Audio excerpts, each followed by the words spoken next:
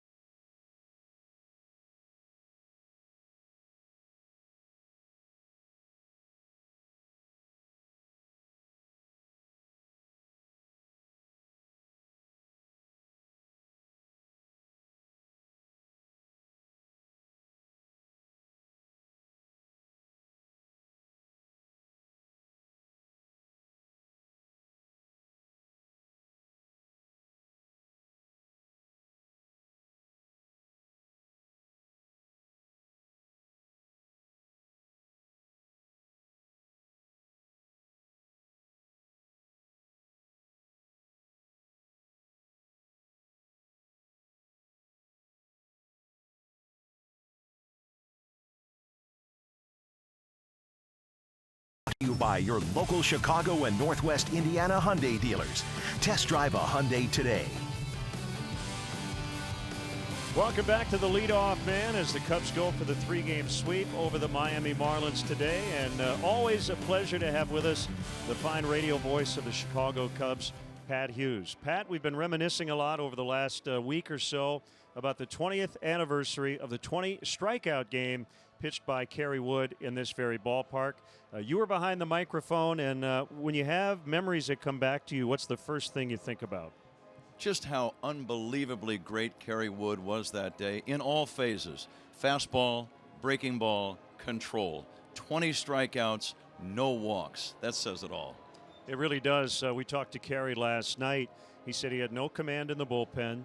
The first pitch he threw actually hit Jerry Meals in the mask, but that says a lot about the game of baseball, as you're never quite sure what you're going to see. Plus, Len, yeah, things come right out of the blue. It was just a Wednesday afternoon after a night game the night before. It was a day in May, just like it is right now, kind of drizzly. And all of a sudden, a kid who's 20 years old, making his 5th big league start, makes baseball history. Not only that, when you think about Wrigley Field being around since 1914, you could make a strong case that game by Kerry Wood is the greatest pitch game in the history of this ballpark.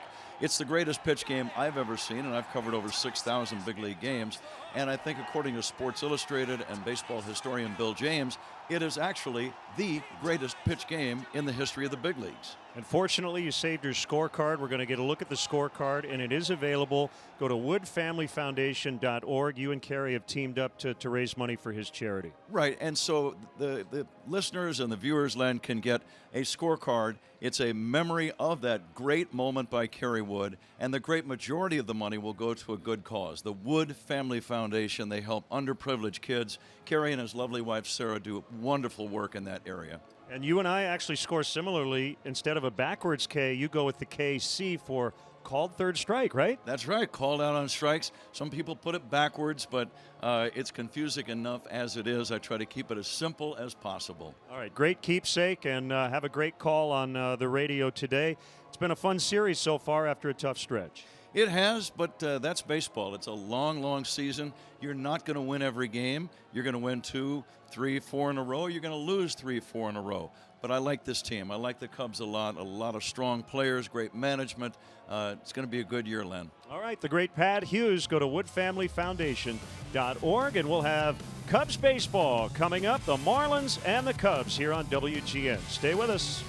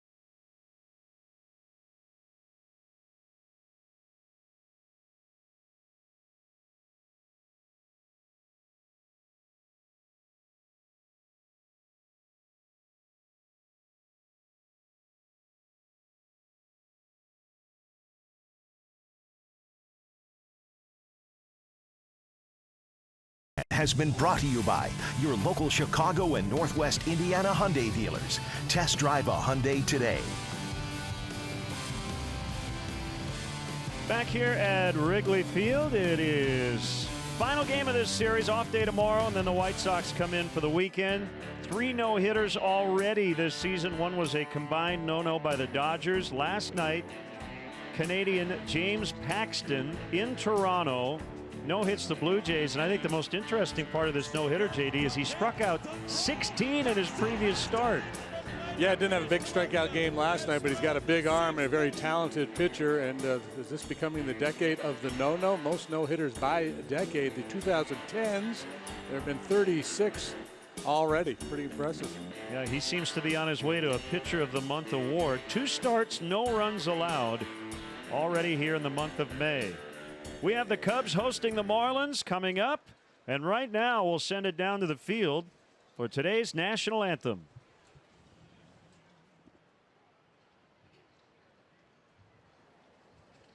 At this time, please remain standing and join cast members from The Wizard of Oz playing now at the Chicago Theater as they honor America with our national anthem. Oh, say, can you see by the dawn's early light what so proudly we hailed at the twilight's last gleaming, whose broad stripes and bright stars through the perilous fight o'er the ramparts we watched were so gallantly streaming, and the rocket's red glare, the bombs bursting in air, gave proof through the night that our flag was still there. Oh, say does that star-spangled banner yet wave o'er the land of the free and the home of the brave?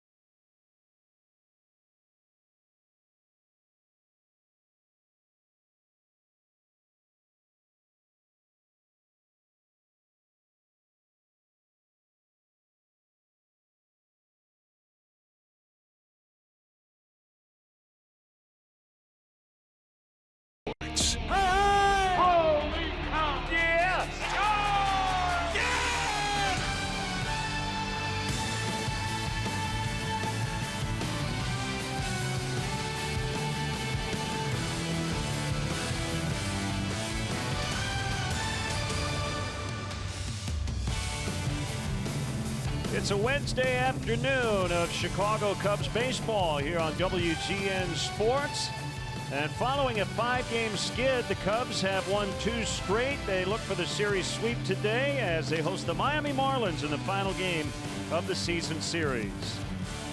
Welcome to the booth alongside Jim DeShays. I'm Len Casper. We'll get right into our pitching matchup today as Jose Quintana is looking for a bounce back outing after just going 4 innings in his last start. Yeah, command was off. Fastball command in particular. I ended up walking 4 innings without 3 runs. They were unearned, but he was not sharp in that outing. Wei-Yin Chen, he's making just his 3rd start. He was on the disabled list. Elbow has been problematic for him the last couple of seasons. His first one was good last time out against Cincinnati, however. 4 innings, 5 hits, 4 runs allowed. Not good. So lefty day at the ballpark, and the Cubs, who put up 14 on Monday night and then came back in a thrilling 4-3 win last night, go for the sweep next.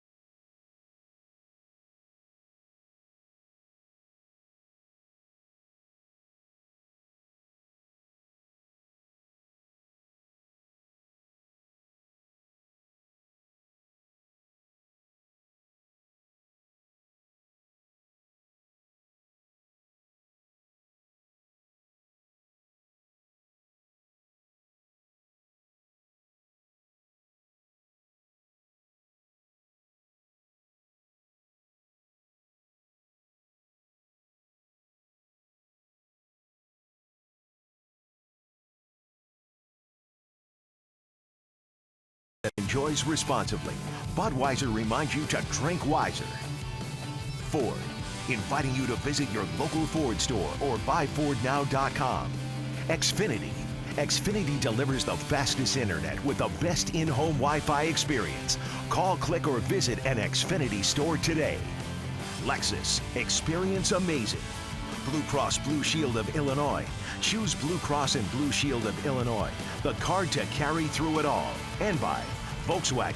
Visit your local Volkswagen dealer or VWDealer.com for the Volkswagen dealer near you. Chicago Cubs baseball in beautiful high definition is brought to you by Xfinity.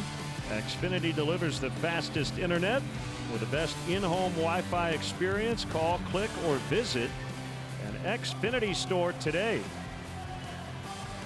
Marlins have been up and down offensively this year. The overall numbers not particularly good.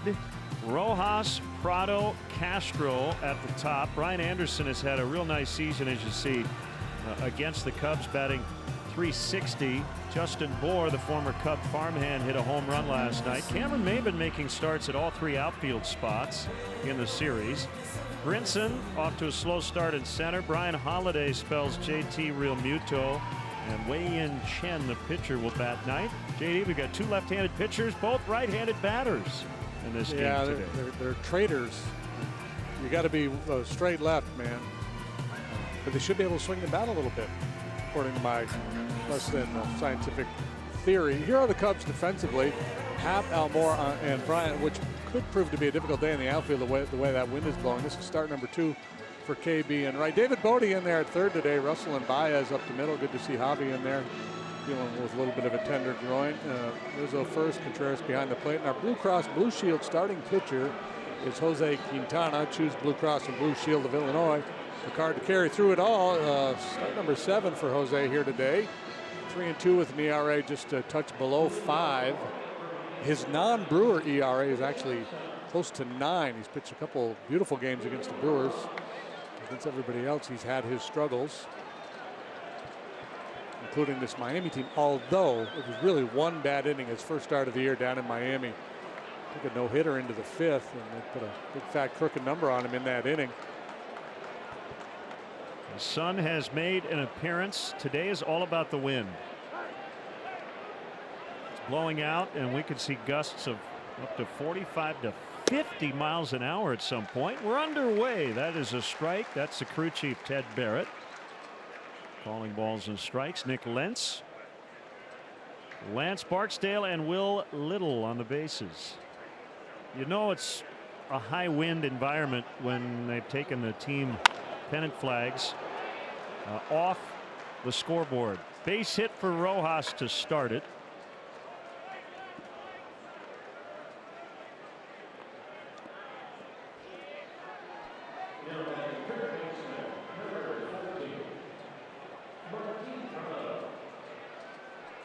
.78 degrees, southwest wind at 17. That means straight to center. Neither team does a lot of running, and would not be inclined to do so with the way that wind is blowing out. You're thinking about getting the ball in the air and just trying to do some slugging. Veteran Martin Prado out of their lineup last night, back in there today and takes a strike. We often get asked when the team standing flags are not hanging from the pole, why do they do that? And the answer is the wind.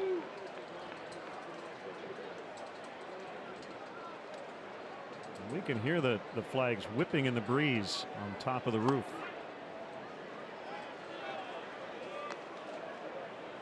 One ball and one strike on Prado. Good action on that curveball there from Quintana, maybe just a little bit low. That's a pitch that he didn't use that often in his last outing. I think he just kind of got a little sideways last time out, never really got comfortable. There's a strike. It's 1-2. And a curveball. Cubs will have an off day tomorrow here at home. They'll welcome in the White Sox on Friday afternoon for a 3-game set. The White Sox are playing the Pirates right now, so a fair amount of early action, and we will keep you posted throughout the day.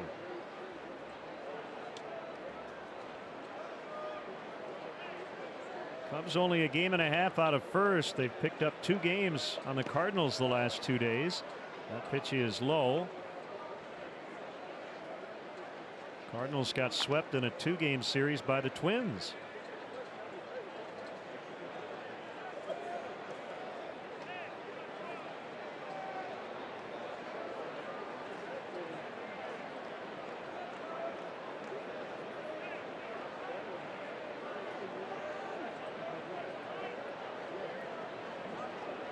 Quintana will check on Rojas.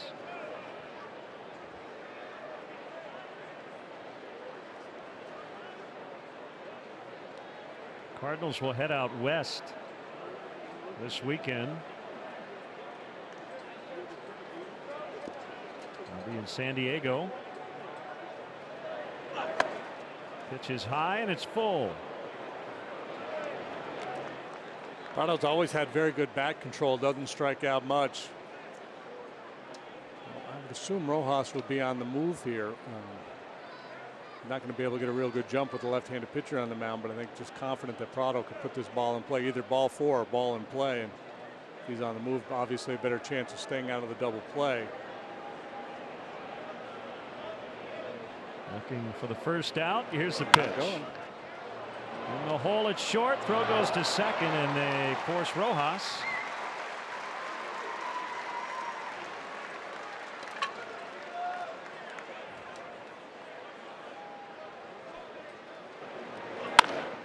A runner on the move there. Everybody's probably safe.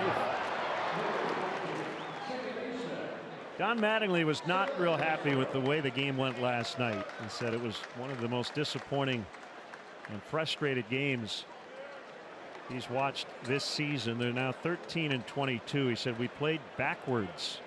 We felt like they were kind of doing the four corners offense after they got the 3-0 lead, just trying to hold off the Cubs bats. Well, it's just they got shut down by the Cubs bullpen was the issue, and it's always a challenge for hitters when every at bat you get is off a different pitcher, and that was the case for the Marlins last night. Key play of the game involved a ground ball with the infield into Starlin Castro in the 8th inning, and he was not nearly aggressive enough. As his throw to the plate was late, Chris Bryant was going on contact, and that ended up being the game-winning run. And the tying run, the game-winning run, both scored by Bryant. Led off the 6th by being hit by a pitch, worked a walk in the 8th to start that inning. 2-0 to Castro, misses. It's 3-0. Starlin getting on base against lefties at a .552 clip.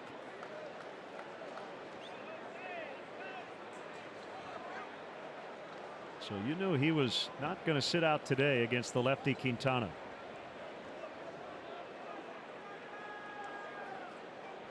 Starlin hits it on the ground a lot. He too a double play candidate.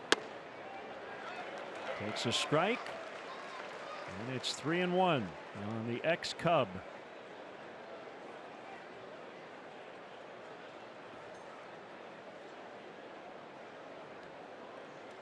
Only one home run so far this year for Castro, but he's a guy that could certainly take advantage of this win today. They don't have a lot of firepower in their lineup. Swing and a miss. And he has now run it full. Change up. I don't know, off the plate, change up or a little sinker, but not what you're looking for as a hitter on 3-1 to kind of take a weak swing at a pitch off the plate. But he likes to swing it, and like to walk. Runner takes off. The ball is lifted in the air, and it will get foul out of play. That home run you mentioned was 4 days ago in Cincinnati, the 100th of his major league career.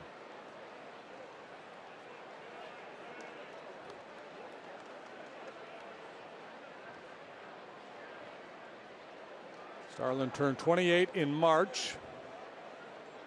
With 16 home runs for the Yankees last year, 21 a career best the year before.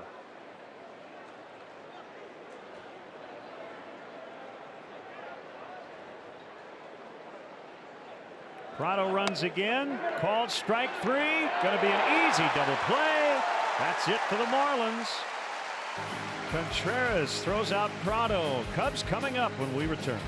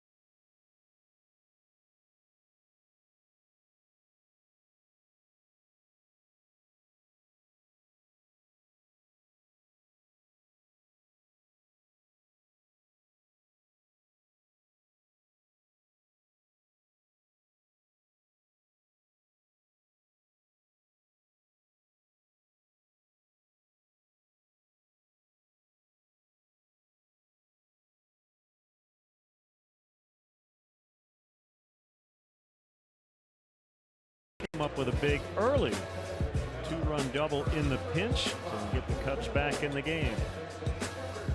Where are the fish deployed this afternoon, you ask? Well, here you go. Maben, Brinson, Anderson in the outfield. Prado, Rojas, Castro, Bohr.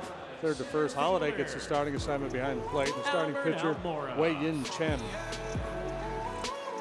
Let's weigh in on Chen. He's 1-1, 2 starts with a 4.82 ERA. This is year 3 in a 5-year deal he signed with the Marlins January 2016. 5 years, $80 million. Last year he only made 5 starts. Pitching at Wrigley Field for the first time. And it is Walk Up Wednesday here on WGN, and we will feature some of the Cubs walk up tunage. The postman, the mailman, Post Malone. Foul strike. It's 1-1. Yeah, a lot of injuries as a Marlin, and all arm related, and more specifically that elbow. 22 starts 2 years ago. Only 5 starts and 9 appearances last year, and missed the first month this year. Elbow inflammation. When they got him, they were counting on a durable guy that could give them a lot of innings, be a good kind of middle rotation piece. So far, it has not worked out. Career-wise, 54 and 39 with a 3.91. Had some nice years in Baltimore.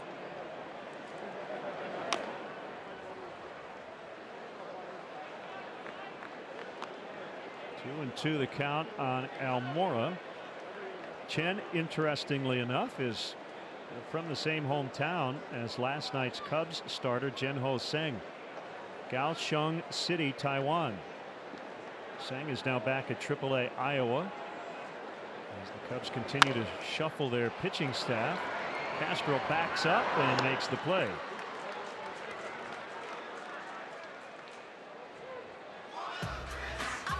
Number 17, right fielder, Chris Bryant.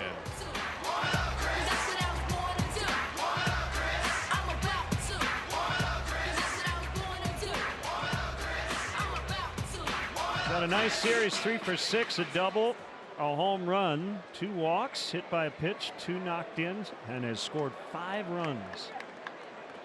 And making his second start in right field. Jason Hayward went to the 7-day concussion DL yesterday. So Monday, Corey Mazzoni came up and ended up pitching a 1-2-3 ninth as Darvish went to the DL. Bodie, Tseng, Zastryzny came up yesterday. Today, Mark Zagunis and hard-throwing right-hander Justin Hancock are here. Tseng and Zastryzny back to Iowa. Other than that, it's been a quiet week. Yeah, the shuffle is on. Joe anxious to see Hancock in a ball game. He was really good in spring training. Chen with an 0-2. It's outside for a ball. I love Chris tickling Starlin Castro during the benches clearing situation. As cooler heads prevailed. And benches clearing situation is the right way to put it. It was far from a brawl. It was kind of a social gathering. We've had a dance off here at Wrigley, and there's a blast. Number 100 for Chris Bryant. Get that baseball.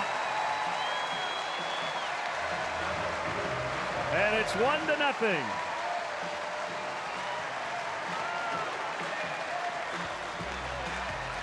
Well, the power has been on display for Chris over the last week or so.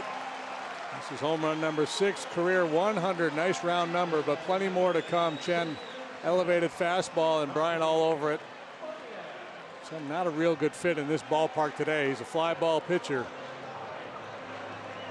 Nice easy pass, and way up in the bleachers goes Chris Bryant. 22nd Cub to reach 100 career home runs. 3rd Cub third baseman, even though he's playing right. His main position is the hot corner. Ron Santo, Aramis Ramirez, the other 2. Already has set a franchise record for homers by any Cub in his first 4 seasons in the big leagues.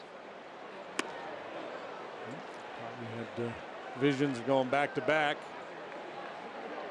Pulled off the changeup.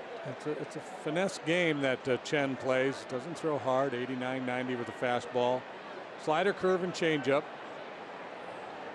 Typically very good command. 2-1 on Baez, who leads the team with 10.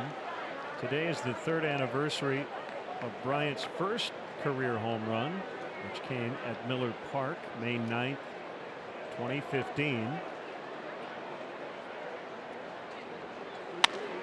On the ground to the shortstop, Rojas. And the throw is strong enough to get Baez. Good to see Javi in the lineup. Monday's game with a groin issue. Got in there late last night and in the lineup here today. Yeah, really moving well down the line. Looks like all systems are go for Baez.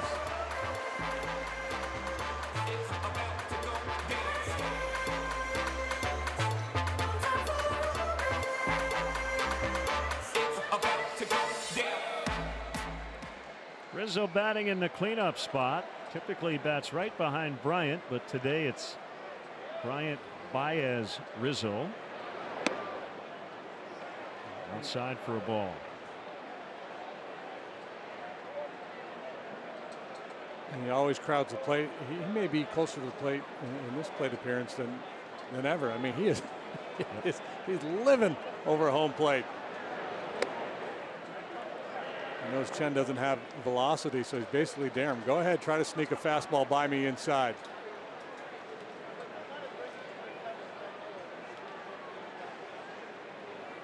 The guy with by far the most plate appearances against Chen is not in the lineup today, and that is Ben Zobrist.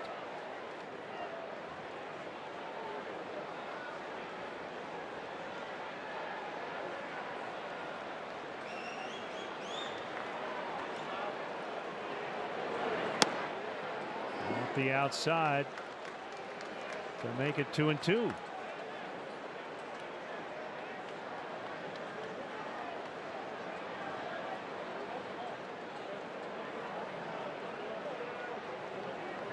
They got to the second strike, they put the shift on. The likelihood that he would bunt in that situation went way down.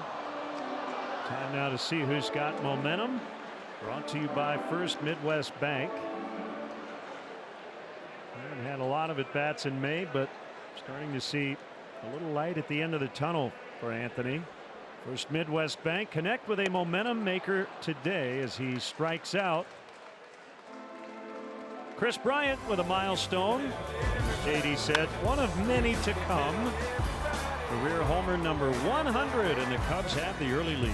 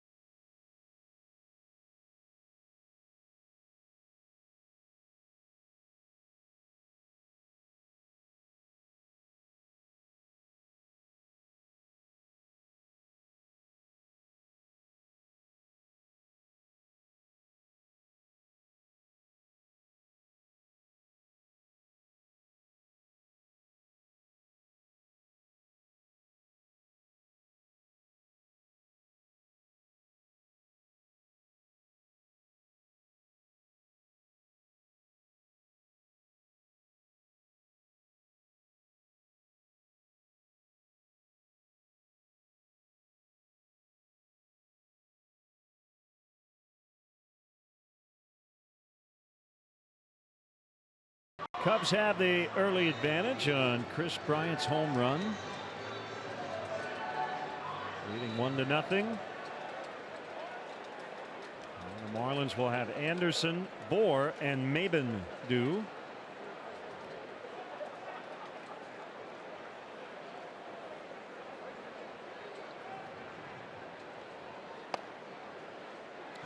Strike called on Anderson. Anderson's been good against left-handed pitching this year. .370 batting average, 10 out of 27.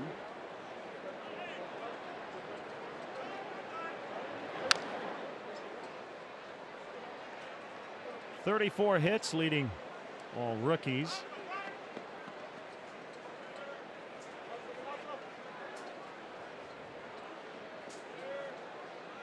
Looks like Quintana came out of that bullpen with pretty good feel for his curveball. He's thrown it a few times already. It's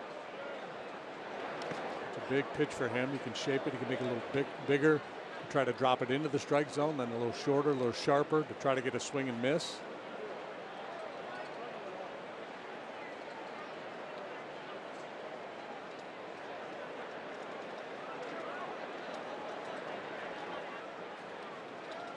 .190th career start for Quintana, plus 3 relief appearances.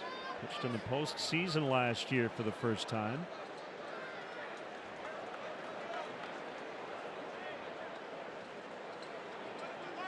And his 2-2 is low. They've got one left-handed bat in their lineup, and it is on deck in the hands of Justin Bohr. The bat's not left-handed, he is.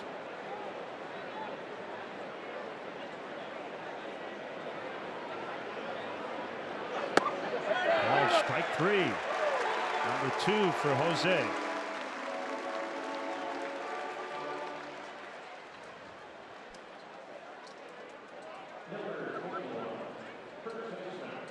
Cutting fastball to the outside corner at 93 miles an hour gets the job done. No argument.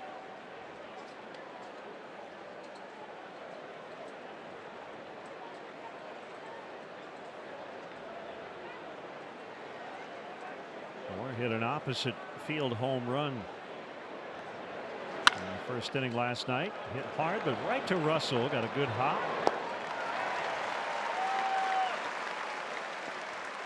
Cut fans, check out the WGN Sports Game Zone to connect to all the up-to-the-minute stats and information while you watch at home. Game Zone is sponsored by The Great Escape. Pools, patio furniture, hot tubs, and more. Escape your everyday. Shop The Great Escape.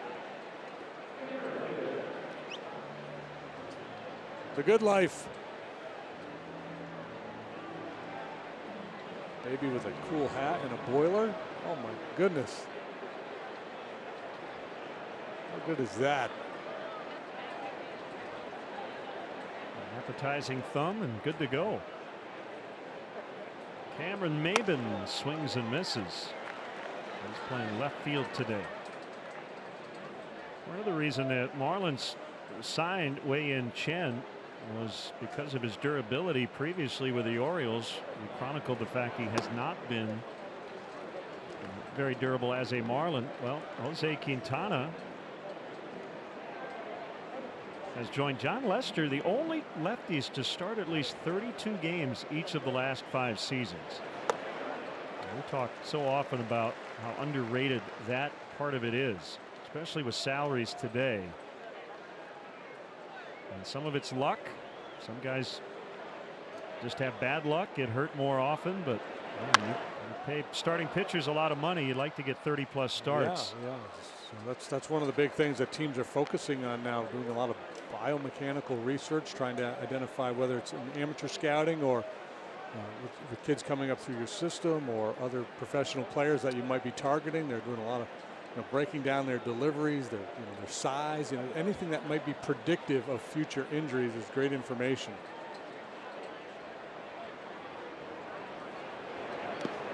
Maben tried to hold and he was successful.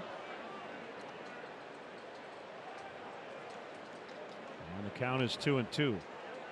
With the likes of Lester and Quintana, it's not just quantity, but it's quality as well.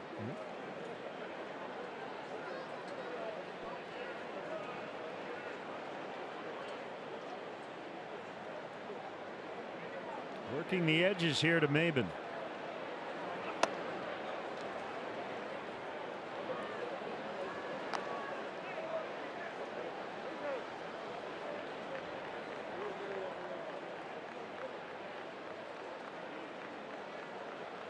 Lewis Brinson will bat next.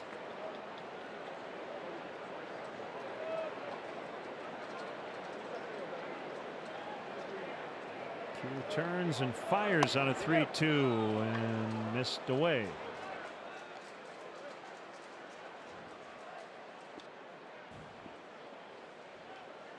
Well, last year they had one of the best outfields, if not the best, in all of baseball in terms of defensive or offensive output, and two of the three guys just great defenders as well, and that has turned around this year.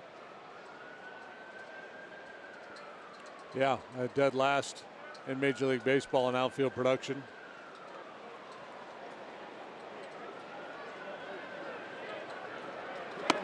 Brinson turned 24 yesterday as Maben gets back in safely, and Brinson, out of the 172 qualifying hitters, ranks 171st in OPS at 517. Now I should note but near the bottom of that list are some really good hitters, including Anthony Rizzo off to his slow start. I was looking at the list today, JD. Yep. Marcelo Zuna, Matt Carpenter, Ender Inciarte, Dexter Fowler, so several Cardinals, Jason Kipnis, who had that great spring. And when we saw Cleveland recently, he was really scuffling.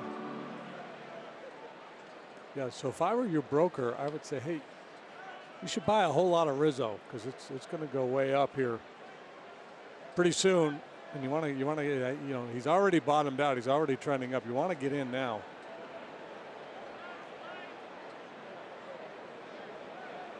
Quintana behind Brinson. Here's a 2-0 pitch. It's a strike. And if you're looking for, if it's a buy and hold strategy long term, this kid's a good bet too. Obviously the number's not good now, but he has star potential, a 5-tool player.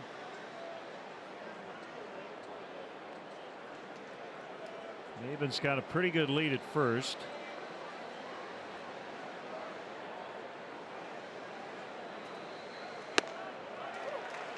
Looked like Brinson was late on 91. I think he had lift in mind too. An uppercut swing, trying to get that ball in the air.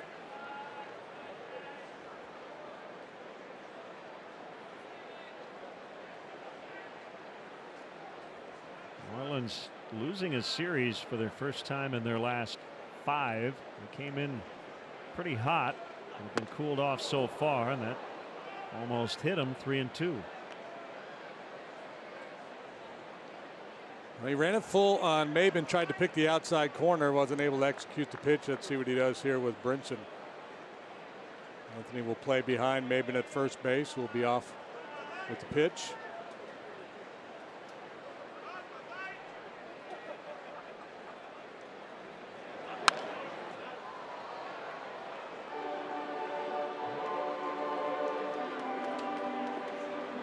Quality 3-2 pitch there on the edge and down. The previous one, the one to Maben, he just kind of lost up and away.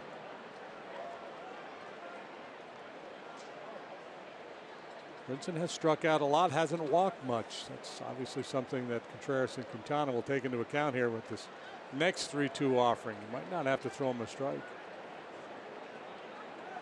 Something that teases the edge might get the job done.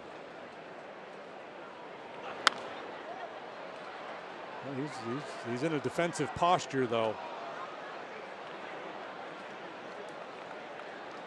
See if he changes his approach. But when you hear pitchers and catchers talking about reading swings, when you see that, you see he's kind of in emergency mode right now. He doesn't want to get fooled by the curveball or the off-speed pitch, so he's staying back as long as possible, and then just a little flick of the wrist at that fastball.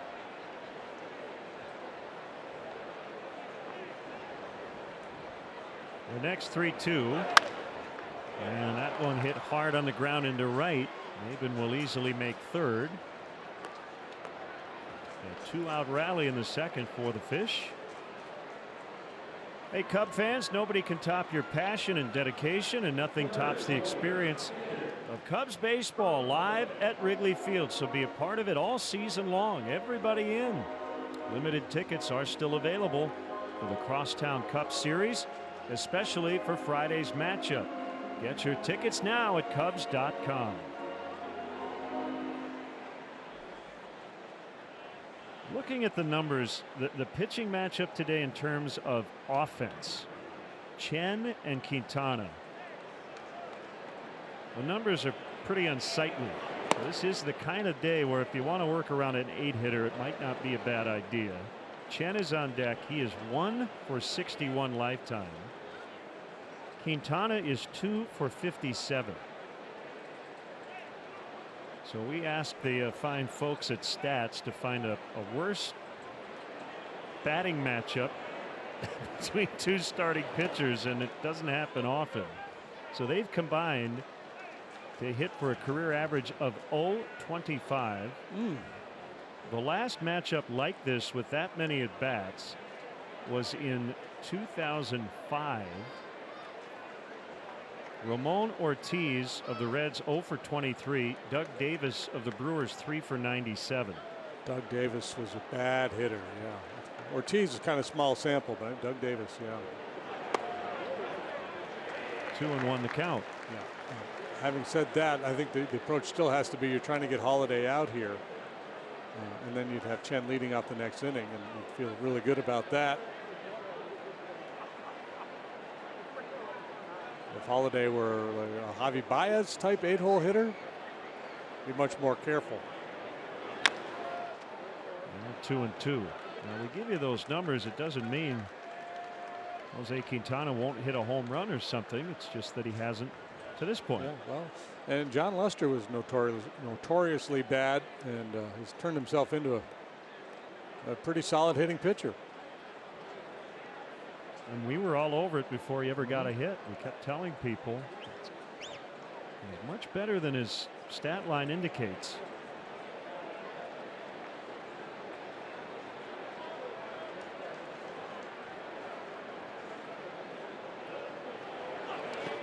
Three and two. Now, we talk a lot about the responsibility of an 8-hole hitter, and this is a situation where I think because of Chen's inabilities in the batter's box, Holiday should be, you're not going to swing at anything in this situation, but a willingness to expand your strike zone to try to drive that man in from third. You don't have to do damage here. You get a little flare into right field, plates a run.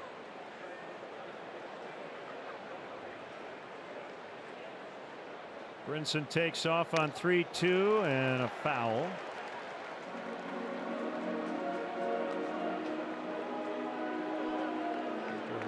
Or sometimes where your mindset is, I'm just going to try to keep the line moving. Other times, I'm going to be willing to swing at anything close here and hope I can find a hole.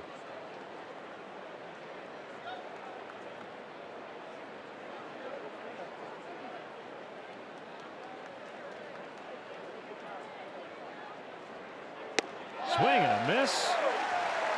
And he gets out of it. Nice changeup. His third strikeout. Marlins strand 2. It's 1-0 Cubs. Everybody in.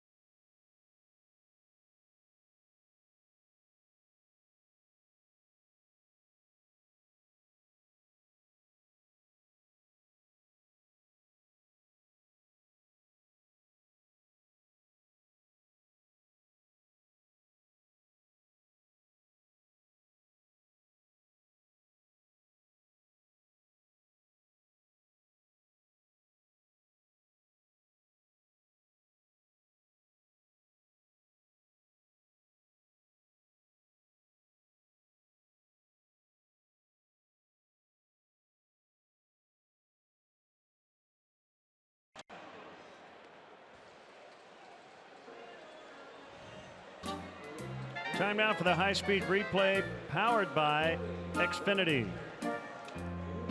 Love and marriage, love and marriage.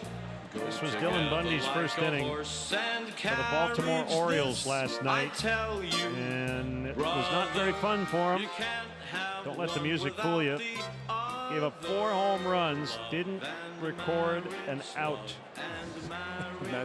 We had a couple of Bundys we could have chosen to compare him to, and I think we picked the right one. Look at Al. 4 TDs in one game for Polk High School. Dylan Bundy's got a good arm and had an awful tough night. Technically 4 homers allowed in no innings. Yeah. Orioles have lost 19 of 22, including 7 in a row.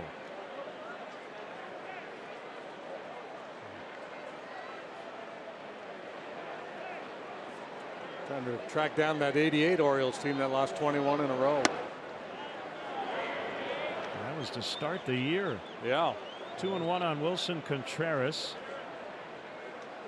Results haven't been there. He's made some good contact here lately, but not getting a lot of hits.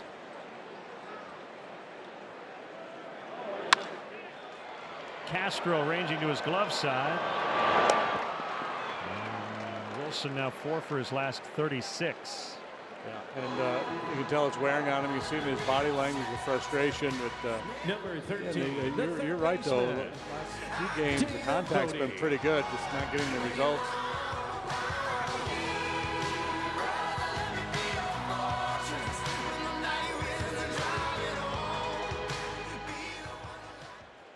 That's Bodie good, back. I like that one. That's good. Big pinch hit, 2-run double in the second inning as Joe kind of rolled the dice. Took the starter Seng out. Knew it was going to be a long bullpen night. And Bodie came through, made it a 1-run ball game. First RBIs of his major league career. Recently had a 5-for-5 performance with Iowa and was hitting .333 in 20 games at AAA. Yeah, 5 home runs. It's been a developing story with Bodie. The power the last couple of years starting to emerge. .390 and change on base percentage down at AAA and a slugging average of better than .600.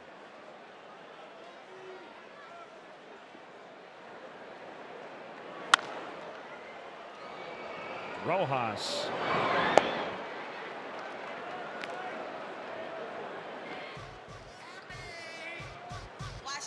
Next at the plate, number 8, the left fielder, Ian Happ.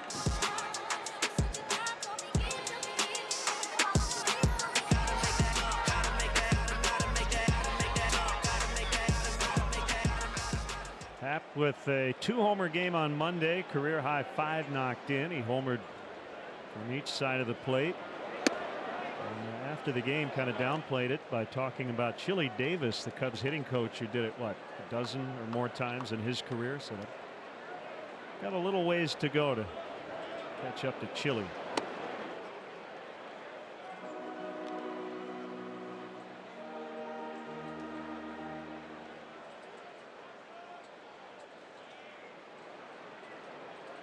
Sunglasses today. A bright afternoon.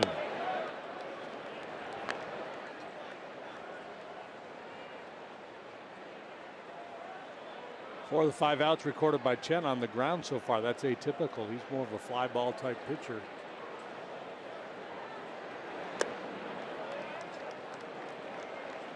Count now 3-1. Cubs have backed away from all this launch angle conversation. They're trying to hit the ball on the line, use the whole field. Launch angle might play today.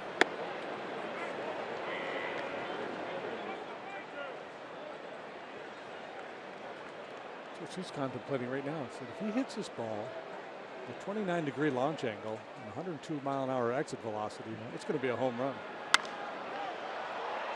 Right field, Wynn will carry it back toward the track, but it's caught by Anderson. Cubs 1, Marlins nothing after 2 innings.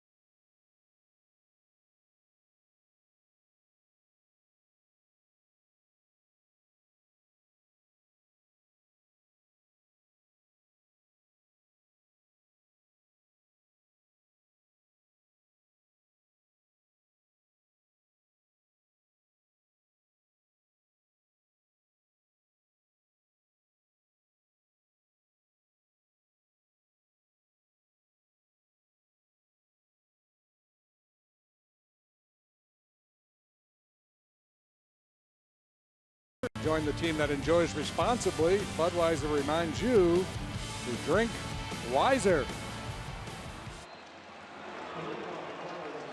The Braves come back to Wrigley Field next Monday, May 14th. It's the postponed matchup from last month. Game time 1:20. Up to the first 10,000 early arriving fans receive a pair of Cubs athletic socks presented by Uber. Tickets are still available at Cubs.com. Look out.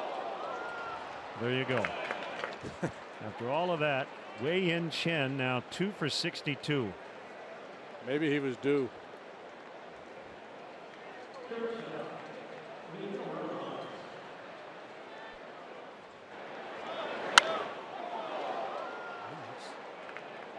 It's insulting too. He just took out his opposite number there.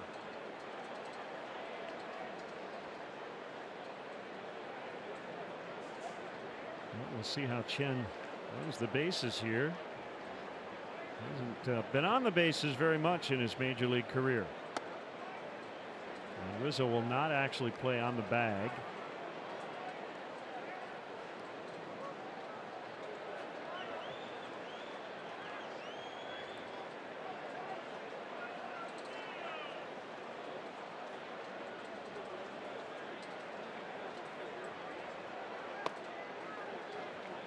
(2-0) on Rojas. He had the game-ending hit in that 17-inning marathon in the second game of the season.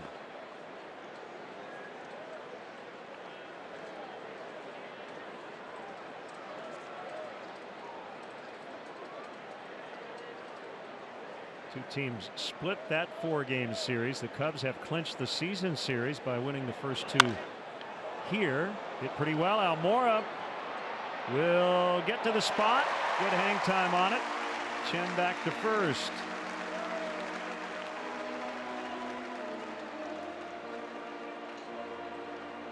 Wasn't hit very high, but I still think it was wind aided. It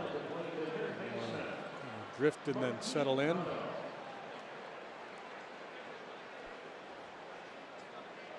Showing a little more power. He's hit 4 home runs already this year. He had 4 big league home runs in his career coming into play this season.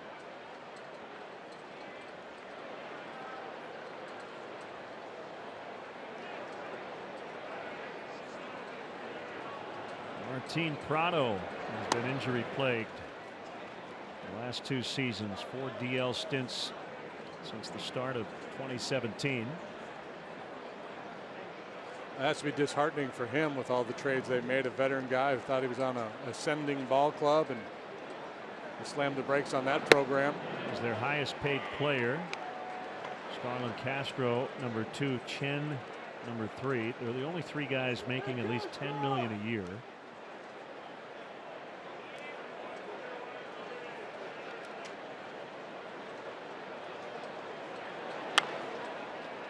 Shallow center.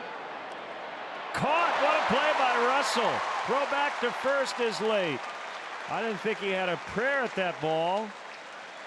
And he ran the post route and made a beautiful catch. Yeah, this looked like trouble. You're going to see it all here. A little flare in the shallow center. And what a great line he took. Beautiful play. He'd been able to right himself more quickly. Might have had a shot at Chen, but this thing's first had to catch the ball. It's pretty good base running by Chen because he put himself in a position where if the ball got down, he wasn't going to be forced that second, and still able to scramble back. For a guy with limited experience on the base pass, you'd have to give him high marks for that effort.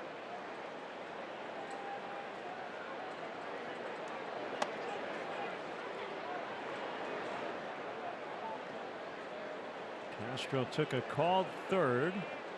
Strike him out, throw him out, double play to end the opening inning.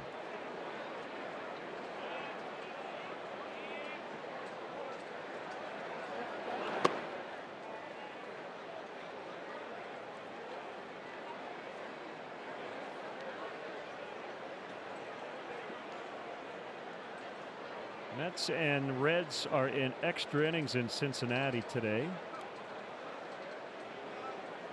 It's a 1-1 tie in the bottom of the 10th. It's either a very fast game or an early start. They started at 11:30 our time. Wheeler and Romano, the two starters, each went 6 innings and allowed 1 run. Past Quintana, but right to Baez, and he'll step on second. And the Marlins are done in the 3rd. They lead 1. It's the Cubs 1, Miami nothing.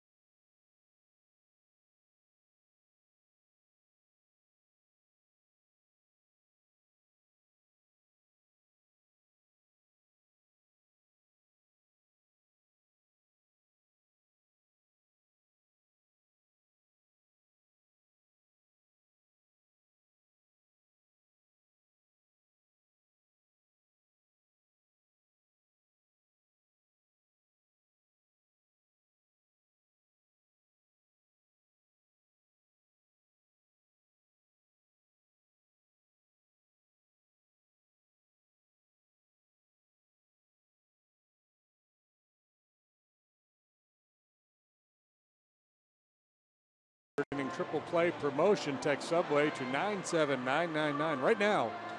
And the 300th texter will win a $30 gift card to a Subway restaurant in the Chicagoland area. Subway, so much sandwich.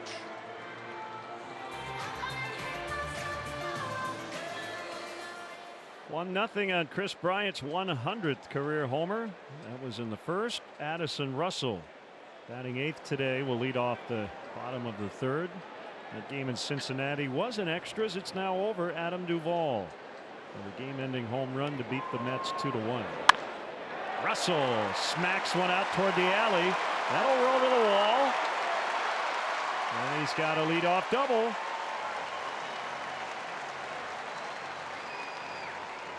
That's the best kind of double. Oh, I guess maybe a bases clearing double. But anyway, Chen trying to go away, has that ball drift out over the plate on him. And Russell ambushes that first pitch heater.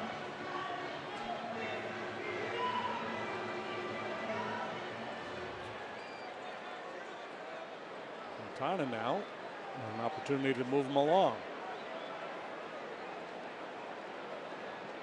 0 for 8 with 8 strikeouts, but he's also successfully laid down 3 bunts for sacrifices. No one's expecting it. And Chen now set.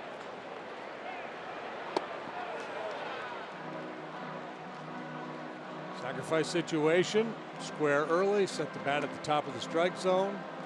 Try to maintain the angle, use your legs as opposed to dipping the head of the bat. In a perfect world, you'd want to bunt this ball down towards third base and make Prado come in and make a play on it.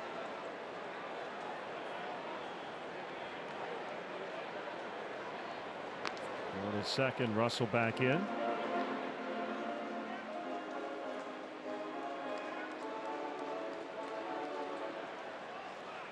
Our Lexus Run Predictor brought to you by your Chicago area and Northwest Indiana Lexus dealer. Cubs below Major League average in terms of run expectancy in this spot. There's the bunt. And Chen wanted to throw to third, but Prado had charged. So only able to get the out at first, and it is a sacrifice for Quintana.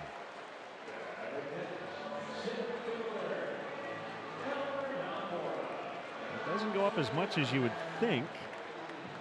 That is for the inning. It's just your ability to get at least one run after you have that situation in terms of bases and outs.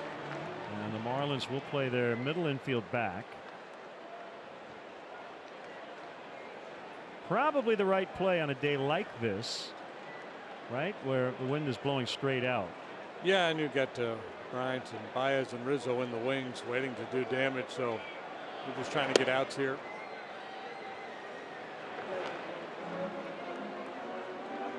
Down near the bottom of the order, you're going to be a little bit more aggressive in terms of playing your infield in, less risk of it turning into a big inning.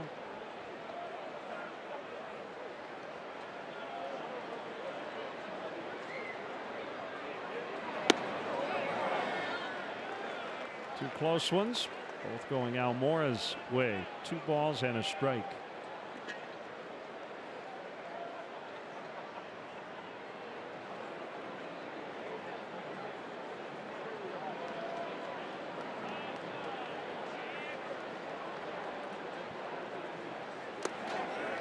Down by the catcher Holiday.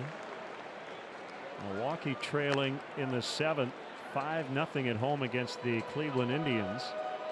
Carlos Carrasco has struck out 11 through 6 innings. Brewers are threatening in the 7th.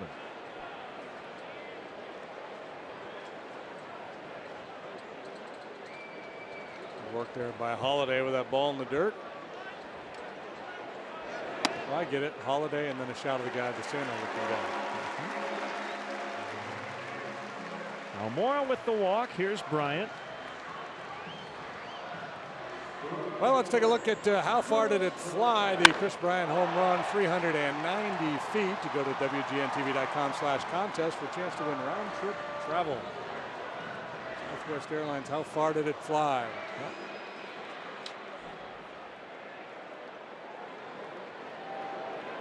For players whose first 100 homers came as a Cub, nobody got there faster than Chris Bryant. 487 games.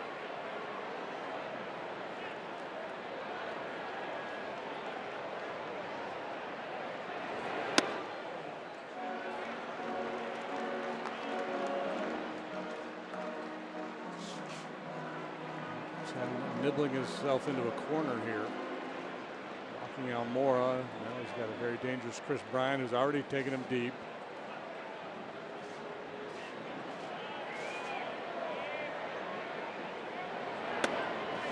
This really does a nice job not getting overly anxious in these situations.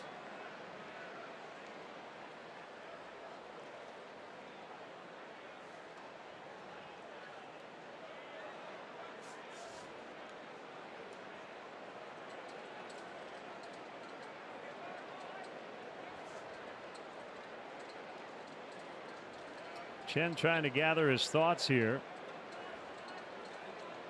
Down 1-0. Facing a first and third 1-out situation, and 2-0 on Chris Bryant. The pitch. Driven in the air the other way. Brinson still going back on it, and it's going to be right up against the wall. Russell scores. Almora to third, and Bryant's got a double. It's 2-0.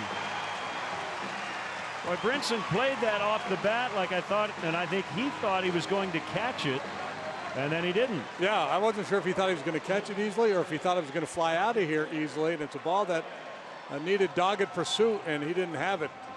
And Chris Bryant halfway to a cycle. He came up a triple shy of a cycle here the other day.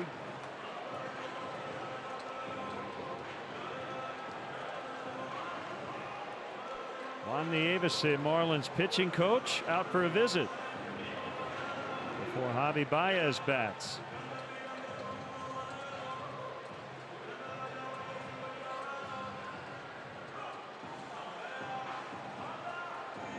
When Chris came back after missing 4 games following the beating in Colorado. He looked comfortable, but the results weren't there. But over the last week or so, that's changed. He's back to the guy we saw in the first few weeks of the season.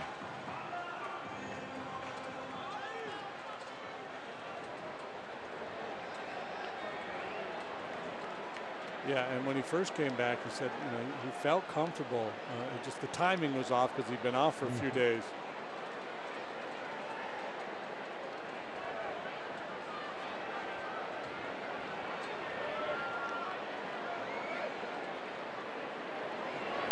Baez taps it foul. Let's see who's going places. Brought to you by Toyota. Let's go places. Baez adding almost 200 points of on base plus slugging from last year to this year. AJ Pollock off to a great start. How about Nick Markakis? We'll see him next week. Resurgent Markakis. A resurgent veteran Nick Markakis. On the ground towards center. Sliding play, Rojas safe at first. Infield hit. Baez, the major league leader in RBIs, with number 33. 3-0. Rojas made a couple very nice plays in the ball game last night. Good glove work here again, but not going to get Baez on this ball. And this replay is brought to you by IDOT, reminding you that safe driving habits really are a matter of life or death. Learn more at lifeordeathillinois.com.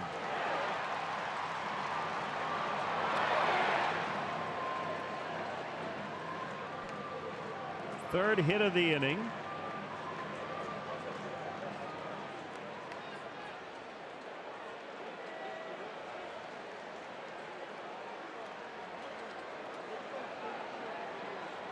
Double play depth in the middle,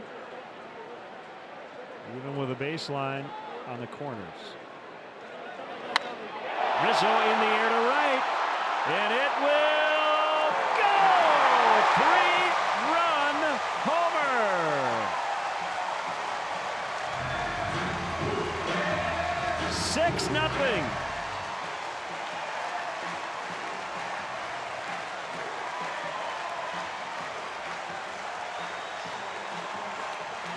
First pitch, get over slider, and Rizzo was all over it. 5th home run for Anthony this year. We talked about his recent work trending upward here in the month of May. Just trying to get ahead with a slide ball up, but Anthony sniffed it out and then hit it out. Well, he's got his 6th annual cook-off for cancer fundraiser tonight. Yeah, guy in the Rizzo shirt caught it. Afternoon liftoff.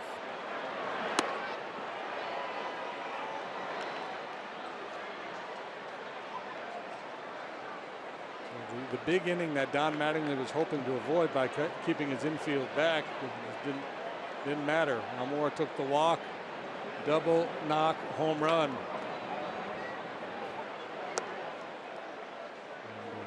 Some breathing room for Jose Quintana.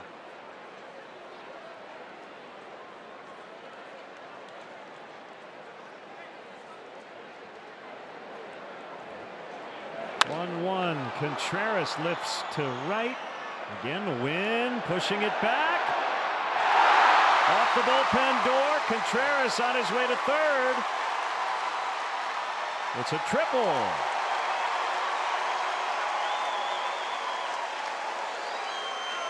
How about that? Comes a hit for the cycle here in the 3rd inning. Fly ball, 3-base hit for Contreras. Anderson twisting this way and that out there in the wind, trying to track this one. Right about now, he's going, uh-oh. Rampa's got the joystick again. Yeah, there's been a lot of drifting in this inning. The Russell, or the, is it the Russell or the Bryant double? One of the 2 doubles. KB's, yeah. Catch, yeah, Bryant's, and then this one here by Contreras to right.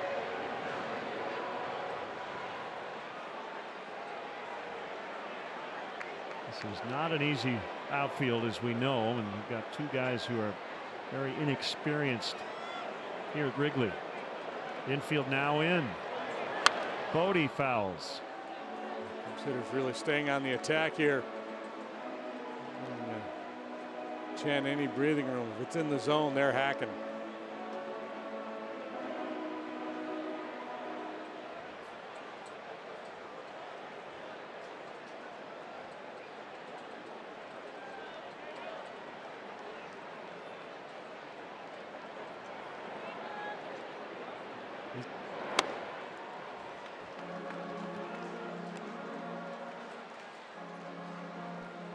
Let's take a look at this Anthony Rizzo home run. How far did it fly? The distance of that one, 404 feet. Go to WGNTV.com/contest for a chance to win round trip travel.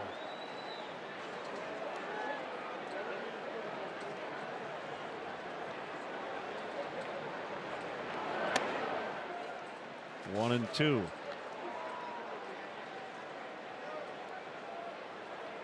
Mentioned earlier, there is a threat of rain today, but forecast generally looks pretty good. The clouds have kind of taken over on this windy afternoon. Another ball struck well, and it will be caught. It'll end up being a sac fly on a hard line out by Bodie. It's 7-0. That's such a good approach to the infield in. He wants to get that ball airborne. They either hit a line drive through the infield or get some air underneath it for a sac fly. Bodie pumped up as he gets back into the dugout. Pinch hit a 2-run double in the ball game last night. RBI sac fly here. Good approach. Middle away. Much more likely to elevate the ball. Anderson kind of looked like a dog catching a frisbee out there. Swing and a miss by Happ.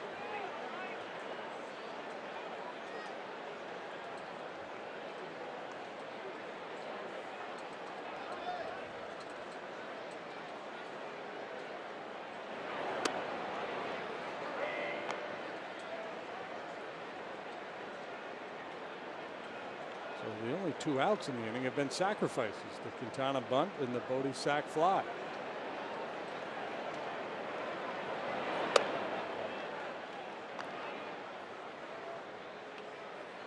Right, so we haven't seen one offer. Yeah, this is maybe the happiest inning of the year.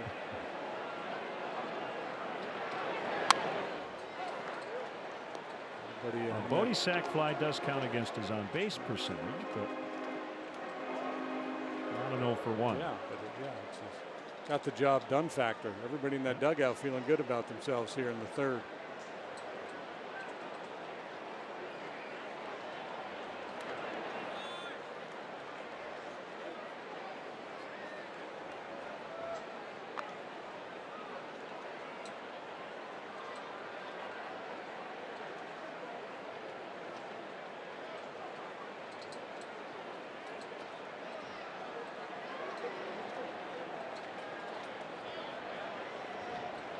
Lefty on a 2-2. It's full. He just has not found a put-away pitch today.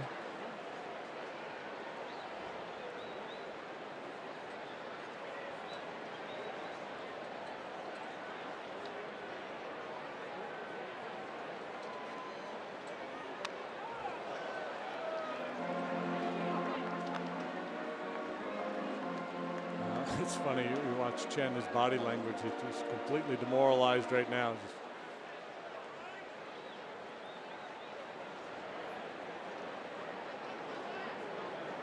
Okay, I gotta throw another one, I guess.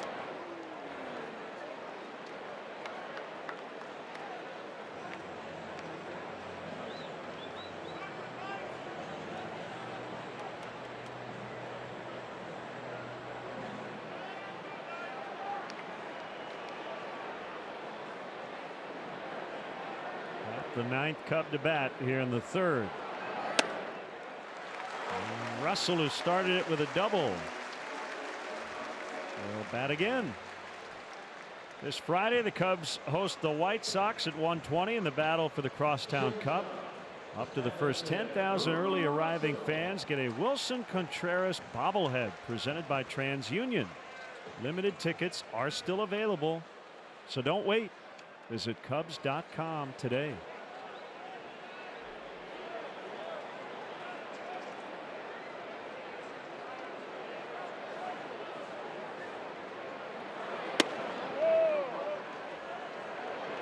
Outside for ball one.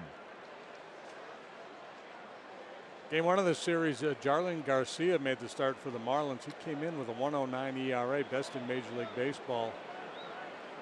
He only lasted 4. Gave up 7 runs on 6 hits.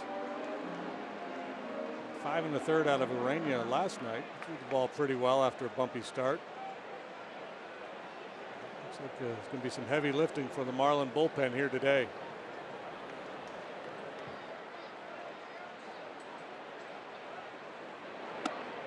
This series is exactly what the Cubs needed after losing 5 in a row. And there are no guarantees, but they welcome in the White Sox this weekend.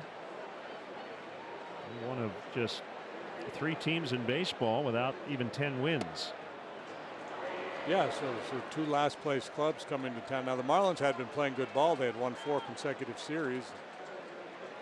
They were 8-3 over their last 11 ball games, but I know that pretty good chance this is a club that's going to lose around 100 ball games this year.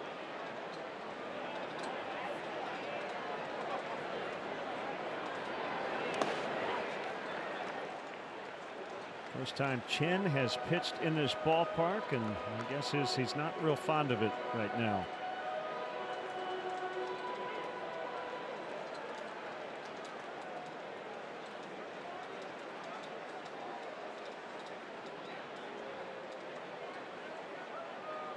Yeah, he doesn't want to hear any of that. You know, the wind blows in way more than it blows out. Fly ball well hit to left. That ball will go. Number 1 for Russell. It was just a matter of time.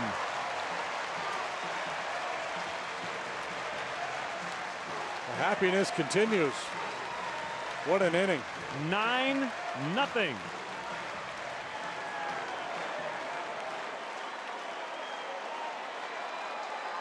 We'll have to put a cycle watch on for Addy as well as KB as he goes deep for the first time this year. Again, kind of a flat fastball. Thigh high, middle of the plate.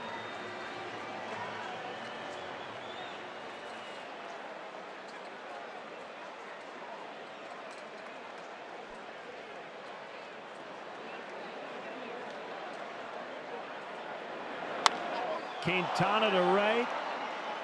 Anderson over. He makes the running grab. 11 Cubs bat, 8 score in the third. It's 9-0.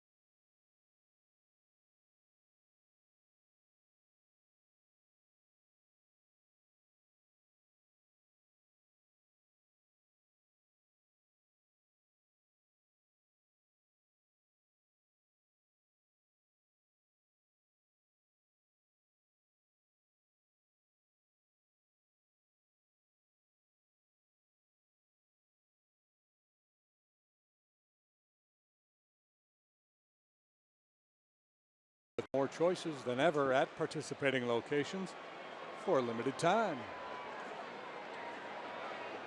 And Cub fans, don't forget to check out the Cubs blog at WGNTV.com, presented by Nationwide's Jeff Vukovich. Go to jeffvuk.com or follow him on social media. Nationwide is on your side.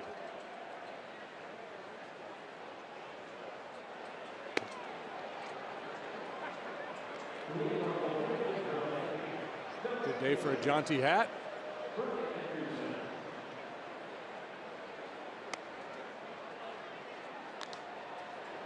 Quintana with a huge lead as he'll pitch here in the 4th inning.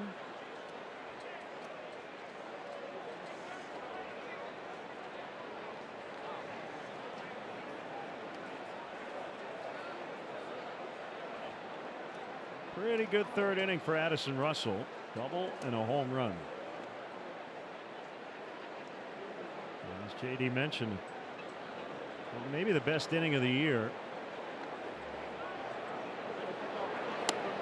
The Cubs have had a few big run scoring games. But even the outs, right? 2 sacrifices, and Q hit the ball hard to end the inning. That one whacked in the deep center. And it just missed a home run. It hit the bottom of the basket, it appeared, and took kind of a squirrely bounce. And Anderson will have a triple. Very rare do you see a ball hit the underside of the basket, but I think that's exactly what happened. In fact, I think it hit a post. Yeah, I think so too. The odd carom that it took. Swing by Anderson. You see Moore realizing he's not going to be able to make a play. Tries to slam on the brakes to position himself to handle that bounce, and maybe just the top of the vines. Just a homer by a foot or so. Infield back with this big lead, and Bohr swings and misses. And probably regardless of the score, but especially now, I think Marlins hitters are just going to be swinging for the fences.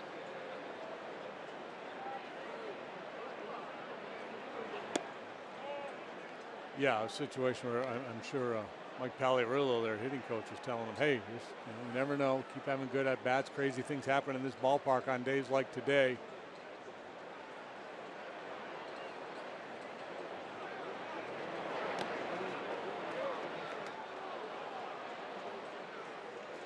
He's hit 7 home runs this year, all against right-handed pitching. He does hang in there pretty well against southpaws.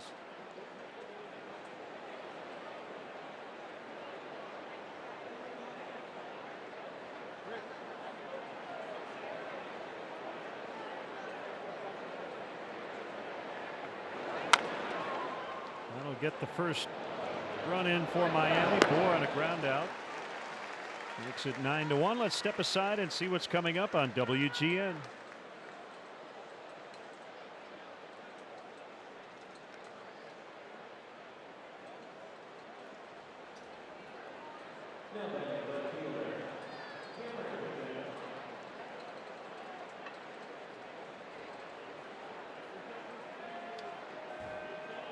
All Cubs as they go for the sweep. Leading 9-1 here in the 4th inning.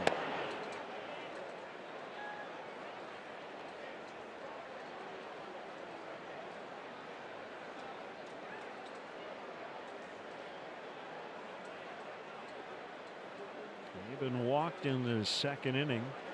This is his 2nd plate appearance. Ball 2. A big lead now. Quintana. The hope would be, to try to pitch as deep into this game as possible. You can afford to be aggressive here because of the lopsided score. You don't want to just start throwing fastballs over the heart of the plate, but certain counts, certain situations, you're going to be a little more aggressive than normal. This is just a matter of not being able to find that release point.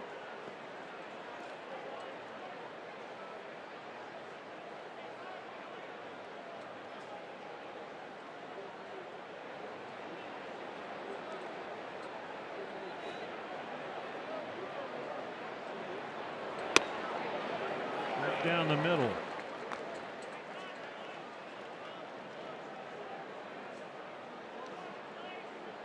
It's a freebie. May have been taking all the way there. Likely swinging here.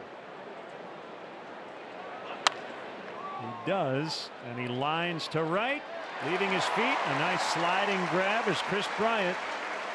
Real smooth play out there and right by a natural infielder. Just a ball player.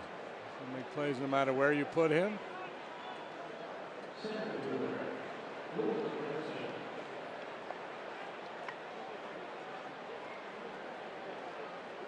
Long legs gliding across the outfield. Good artistic merit on the finish there too.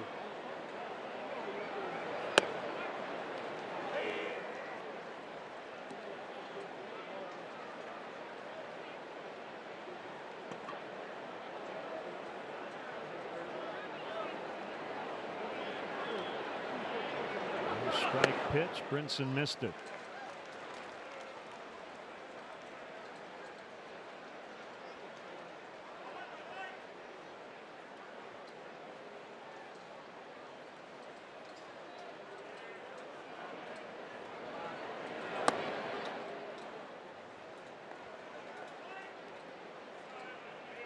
Javi using his glove kind of like a flashing light, pumping it in and out. Basically encouraging Quintana to be very aggressive there.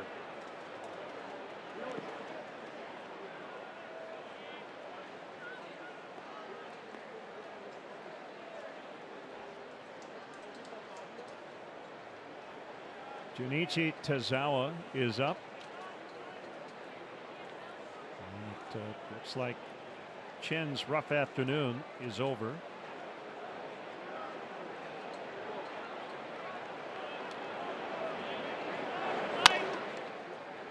Bounding ball. Russell charges. Marlins get one, but the Cubs lead this game 9-1 midway in the fourth.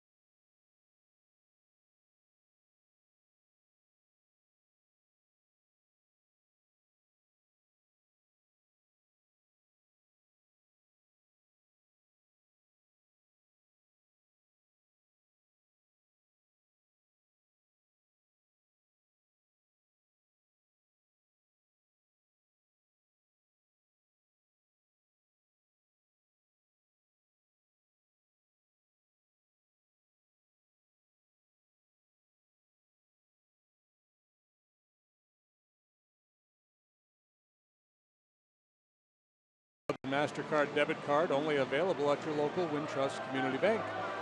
Go to wintrust.com/Cubs to learn more. Member FDIC.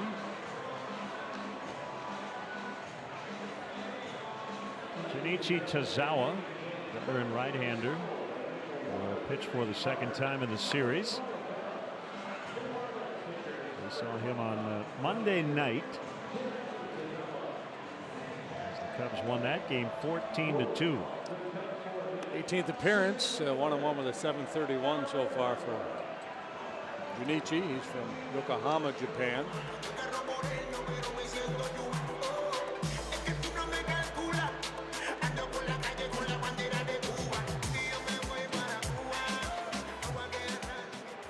Almora, Bryant, and Baez.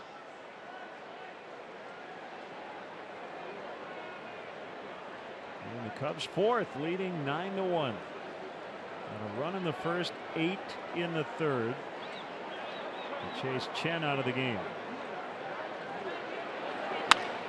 Ground ball, base hit, right field. Second time Almora's been on. Clark's crew is the official kids club of the Chicago Cubs. Team up with Clark as a member of his crew and receive kid-specific perks, events, experiences, and merchandise. Clark's crew members even receive priority access to Kids Sunday's Run the Bases. Visit Cubs.com/kids to sign up your young Cubs so they can be part of the fun all season long. Bryant already a homer and a double.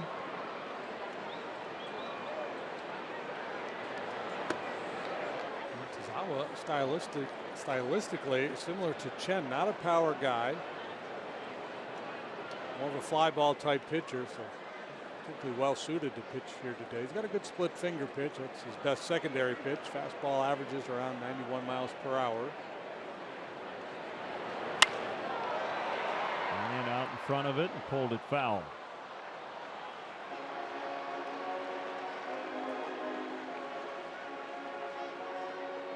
Scary moment for the two-man luge there. There's the shift being deployed for KB.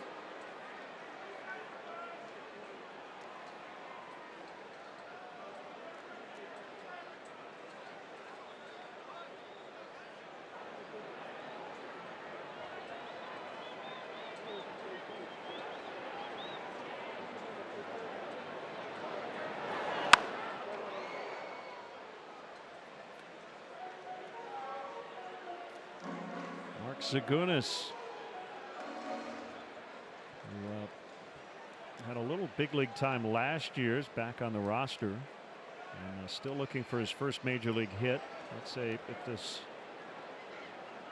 score holds up, fairly decent chance we'll see him get an at bat or two later today.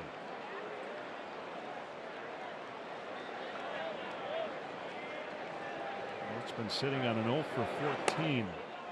As a big league hitter.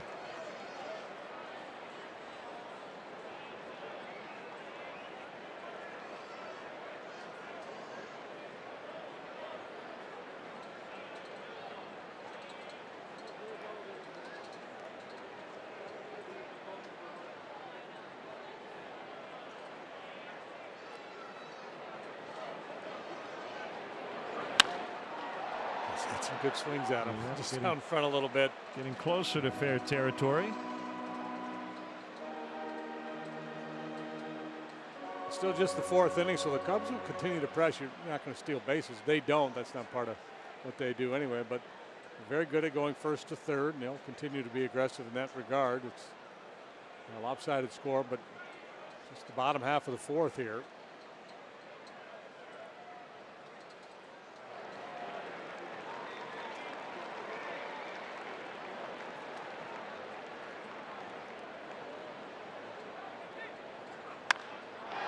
Ball thumped. Caught. What a catch by Maben. Tried to brace himself as he ran into the wall. Walking very cautiously.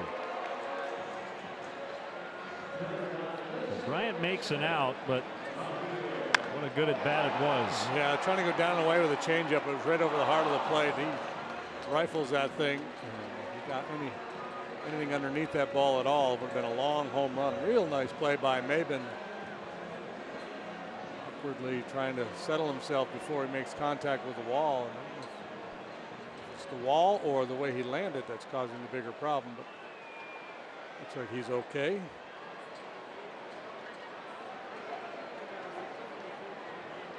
He is the Major League RBI leader. Notched his 33rd with an infield hit his last time up. Strike one.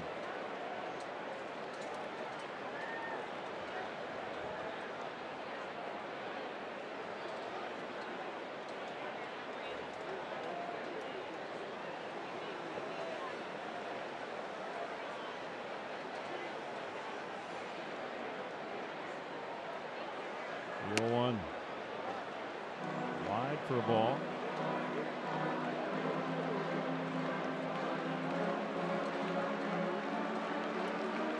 Indians lead 6-1, bottom 9 in Milwaukee. Carlos Carrasco's trying to pitch a complete game.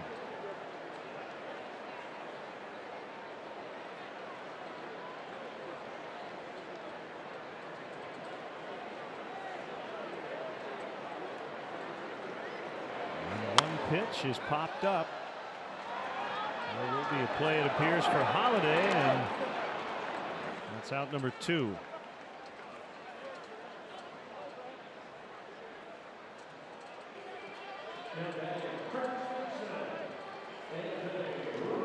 So Rizzo with 2 outs. Almora still at first.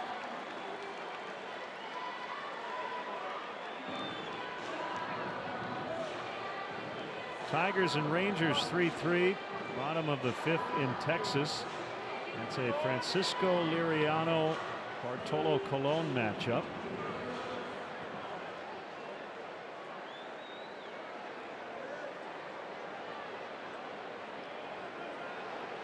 Cub Jamer Candelario, batting .290, is not going to run today for Detroit.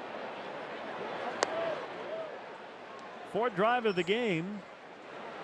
3-run blast by Rizzo in the 3rd. May has been good to him.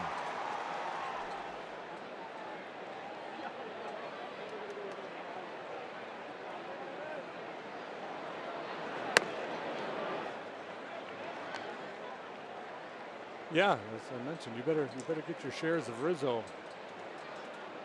It's going up and up and up.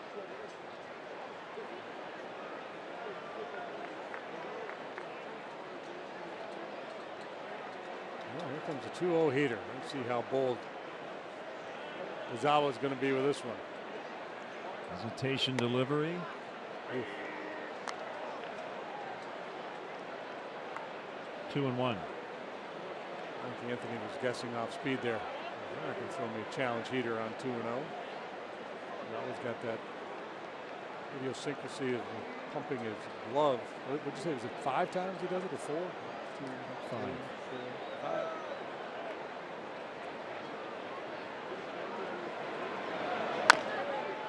That's a foul. And a splitter, 2-2. White Sox 4, Pirates 2. Top of the 6th on the south side.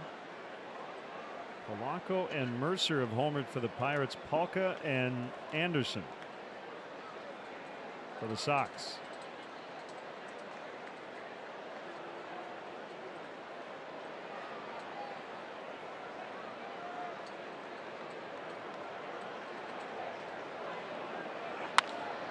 Down the right field line, that's going to be a fair ball. Almora will be sent by Brian Butterfield, and he's going to score easily. Rizzo has a 4 RBI day. And they've reached double digits, 10-1. Talked about it with Chen. He was crowding the plate, as he always does, but with Chen, it seemed like it was more than normal. Again, either one of the Marlins pitchers today have great velocity. So basically saying, yeah, I'm going to crowd the plate, trust my ability to turn on the inside fastball. And he joins the homer double club today. It's Bryant, Russell, and Rizzo now, all the doubles and home runs.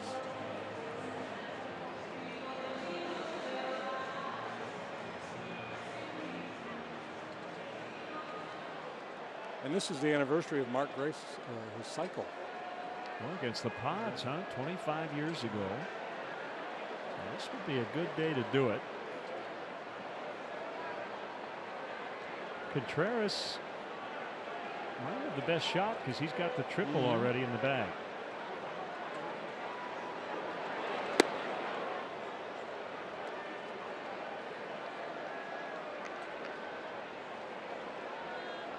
That's a good question.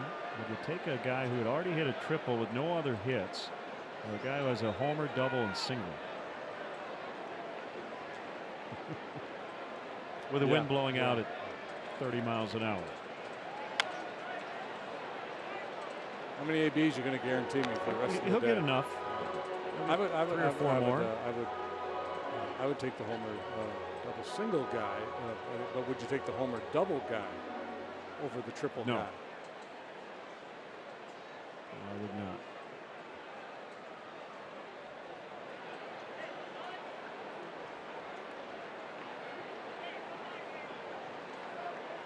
Triples are pretty rare, especially in this ballpark.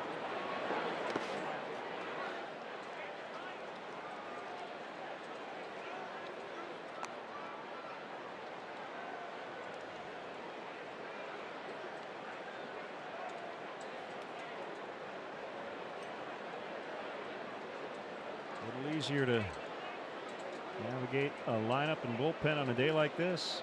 So let it ride.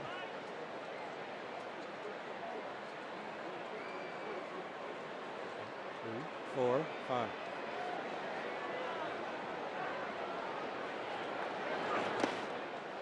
Maybe just a timing thing for him, or trying to hide. You know, if he's throwing a splitter, that's a pitch you have to dig for a little bit, and there's a tendency to flare your glove when you do that. So those pumps may be a way of disguising that.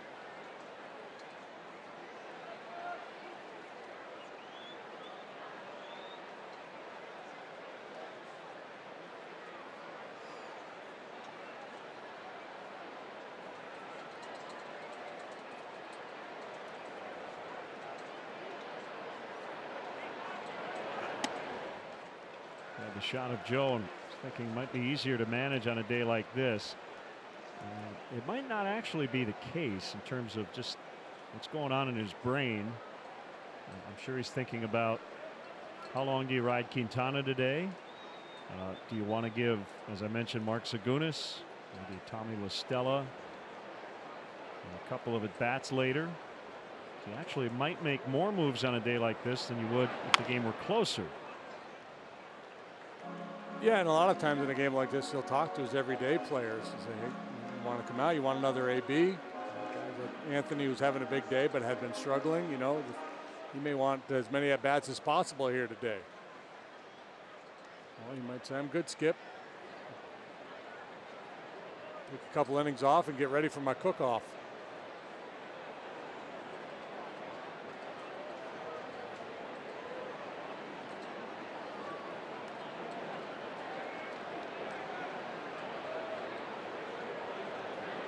The 3-2 to Contreras, hit high in the air to left. Oh, he caught it. Maben kind of overran it. The wind grabbed it.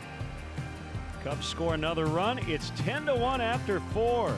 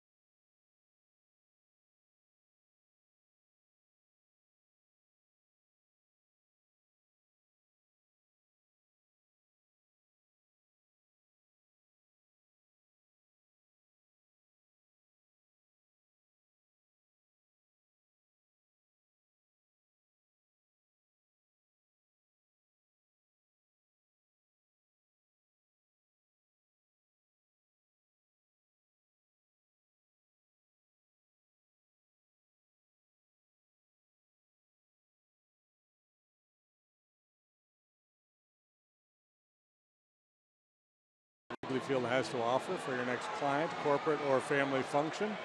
with the all-inclusive Fannie Mae suite located in center field. Visit Cubs.com/premier for an option that fits your needs.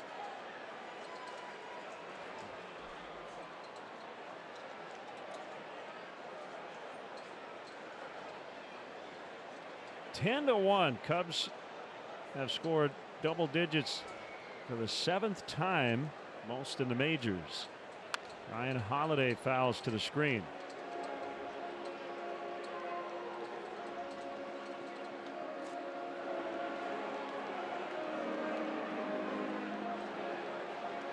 It's like Yadiel Rivera will bat for Tazawa.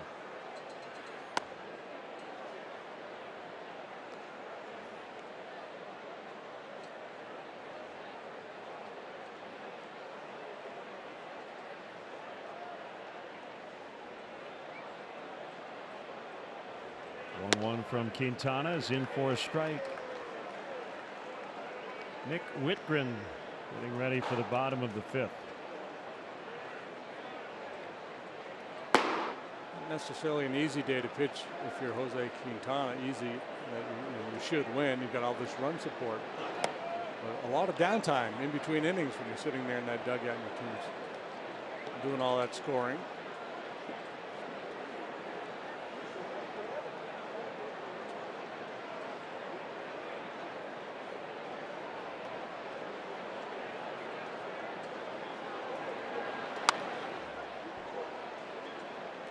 Interleague action today. Angels are in Colorado, and Zach Cozart just homered off Tyler Anderson. 2-0 in the 3rd. The Angels lead that one. LA hanging in there, just a half a game back of the defending world champion Astros in the American League West. Swing and a miss. So 1 out here in the 5th. Sad news to pass along. Frank Ernaga recently passed away. We got an email from his son Jim. Frank was a California native and a real interesting major league career. 1957 he made his debut. He homered in his first major league at bat. Then he tripled in his second at bat against Warren Spahn. Didn't pick on any lightweight. One other game against Spahn, he doubled and singled. So he had Spahn's number, but he never really got a chance. Just 29 games over 57 and 58 with the Cubs. He finished his career with a .279 average, .404 on base, .581 slugging. 35 at bats in 1957, batted .314. .455 on base, .686 slug. So he ended up leaving baseball, went back to his hometown, worked as a building contractor, and passed away last week. Swing and a miss by Rivera. So 2 down here in the 5th. 2 punch outs for Quintana, but just in case the ball's put in play, David Bodie needs to know where he's playing these hitters. I think he was looking at Frank Ernaga's baseball card. So, man, that was a good career. Yeah, if Frank could get sent out. Frank always felt that he should have had a better chance in the big leagues, and the numbers would bear that out.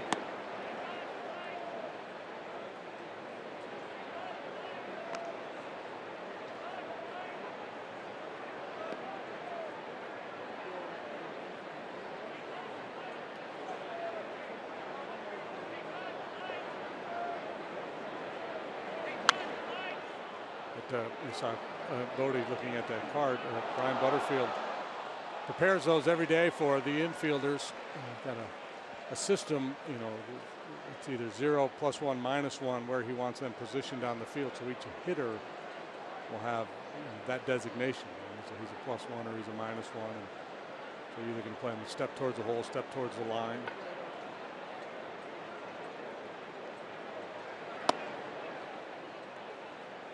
2-1 to Rojas. That's where you'll start, and then you'll react to the at-bat.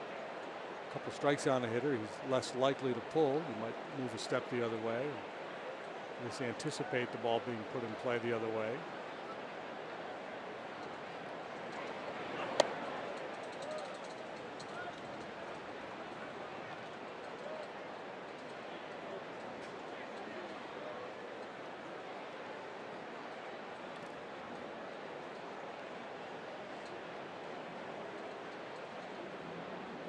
Cubs pounced on Wei-Yin Chen today.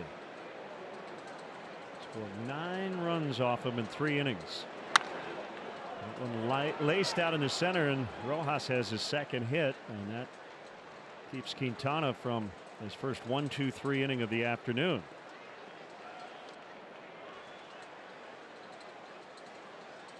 So a 2-out base runner, and it's Martin Prado.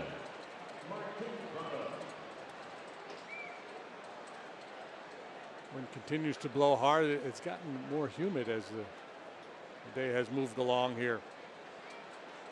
86 pitches for Quintana. You'd love to get him through this one and one more. Yeah, you got to get through 5, qualify for the win on a day like this for sure. Curveball for a strike.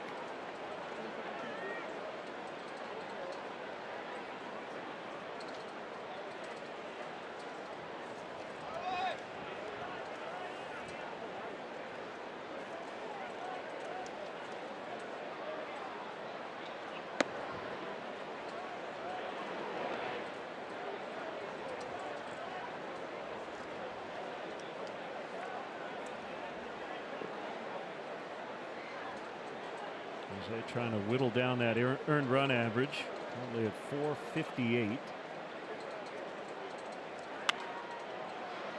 Easy fly ball, and Almora will get to the spot, and Quintana will qualify for the win now. 10-1 in the 5th.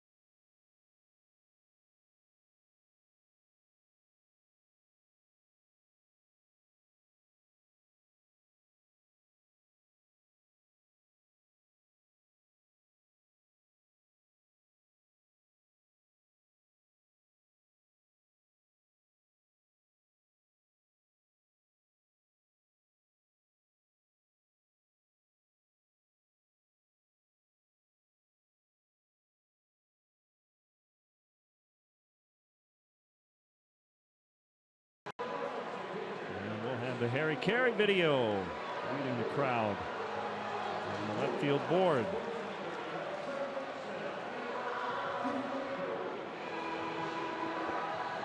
So these 3 against the Marlins. White Sox this weekend. Makeup game against Atlanta on Monday. That makes up the homestand. And Nick Whitgren, the right-hander, will make his 9th appearance. So far so good for Whitgren. From the ERA right at 1. Fastball, curve, and change.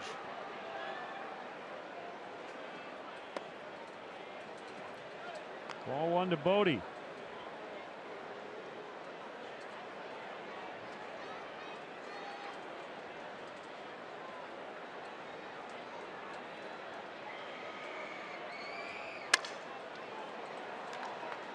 Right to Rojas.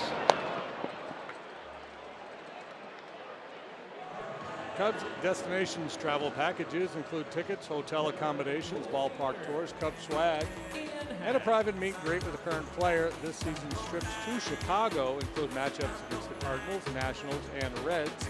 For more information, visit Cubs.com/destinations.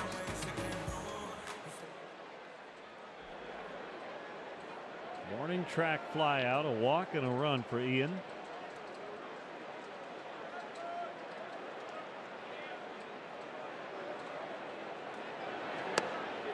In 26, pitched at Purdue. And before that, Parkland College in Champaign.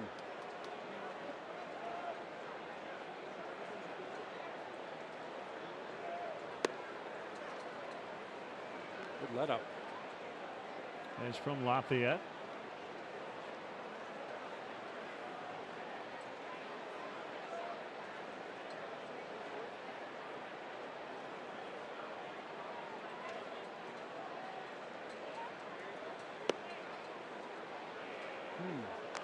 Okay. 1-2.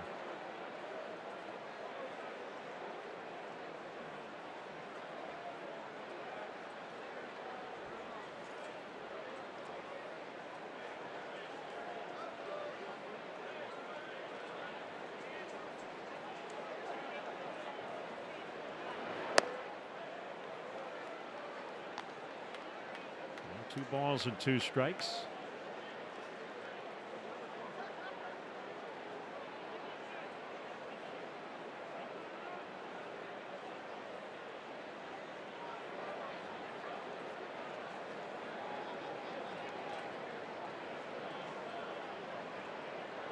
He's had a good amount of big league time previous 2 seasons, 38 appearances last year, 48 the year before.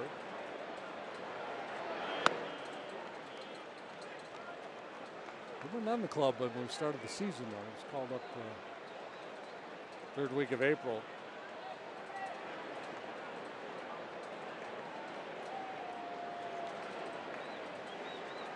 Here's a 3-2 to Happ, and he struck him out.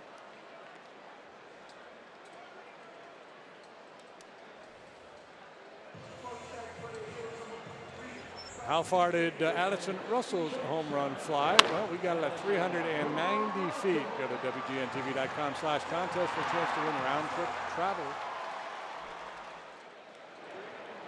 I mentioned Parkland College. They've got a real nice baseball program there. A couple of junior college championships. They've got a great nickname, too. Yeah. The Cobras. Former Cub Spencer Patton. So an alum, Kevin Kiermaier, Mark Carlson, a big league umpire.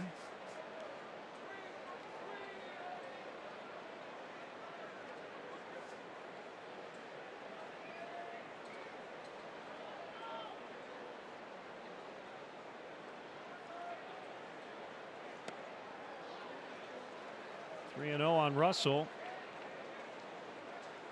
He's done a lot of damage in 1 inning. Both at bats in the 3rd, a double and a 2-run homer.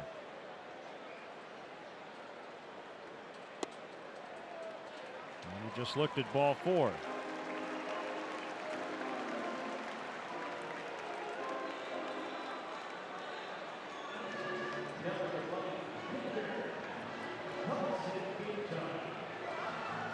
I think Nick was real happy with that sequence.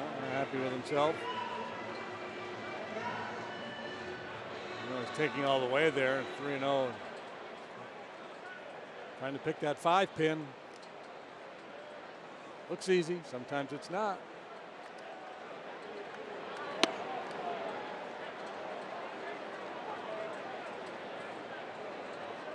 Quintana with a sac bunt in the 3rd.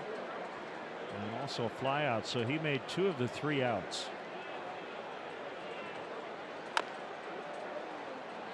Somebody's got to make the outs, and he wanted to get back on the mound with a big lead. Things to deal with, yeah.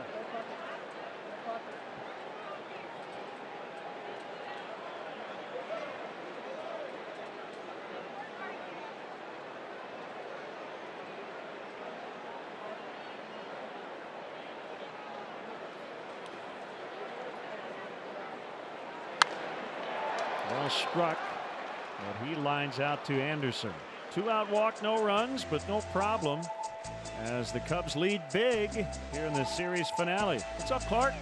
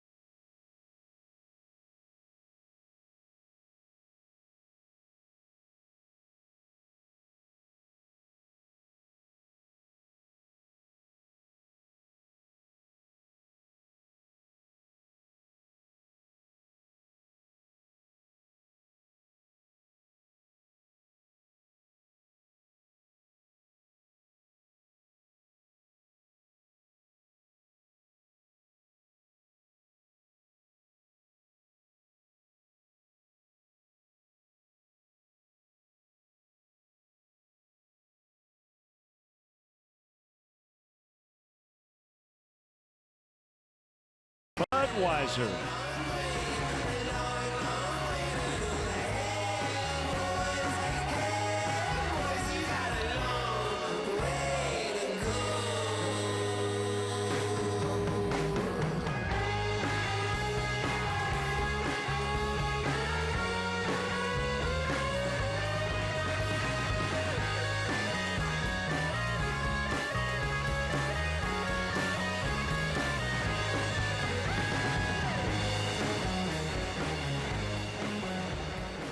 Like it.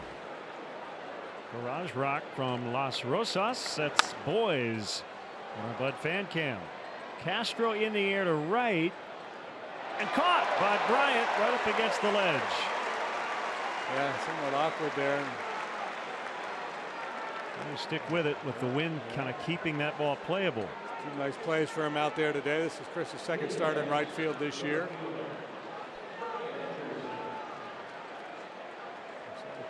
Troubles the Marlins had earlier. Here KB with limited experience out there, making it look easy. And with the sky, the wind, the wall.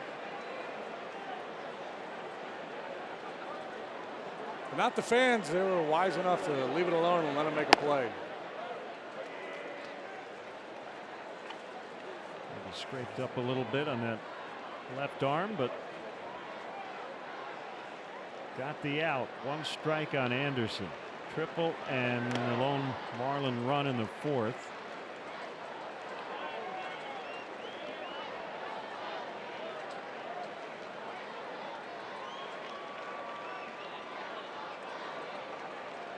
Cubs out hitting Miami 9-5. And the Cubs have also homered 3 times among those hits. 4 home runs in game 1 of this series. There's Randy Gonzalez, young right-hander.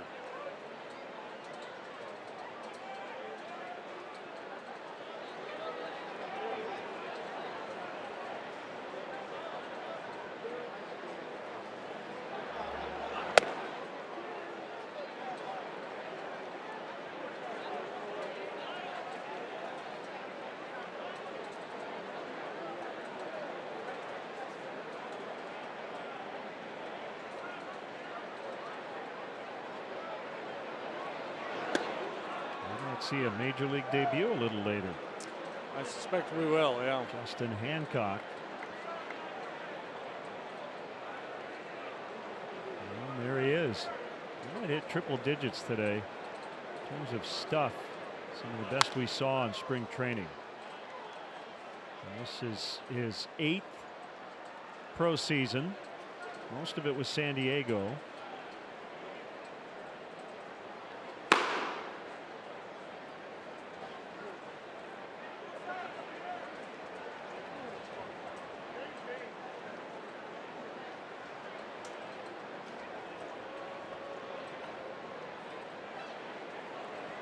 Two-two pitch.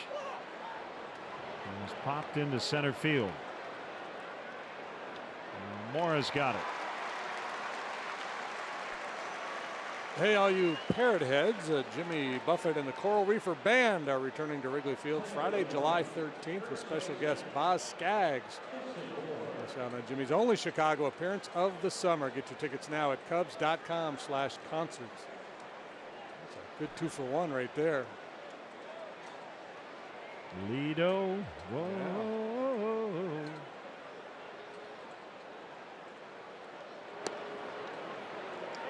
That would be Boz Scaggs. Yeah. Silk Degrees was the big album back in the 70s.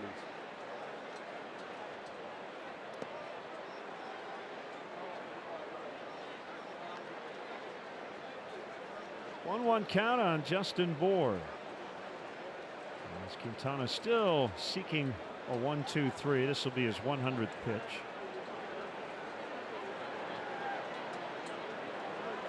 And it's off the inside corner of the plate.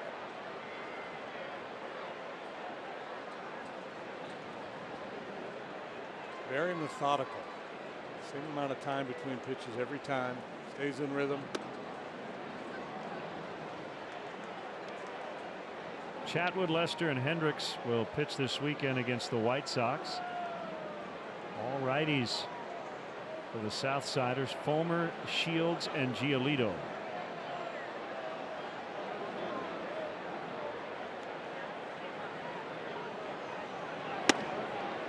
Bour draws the 2-out walk.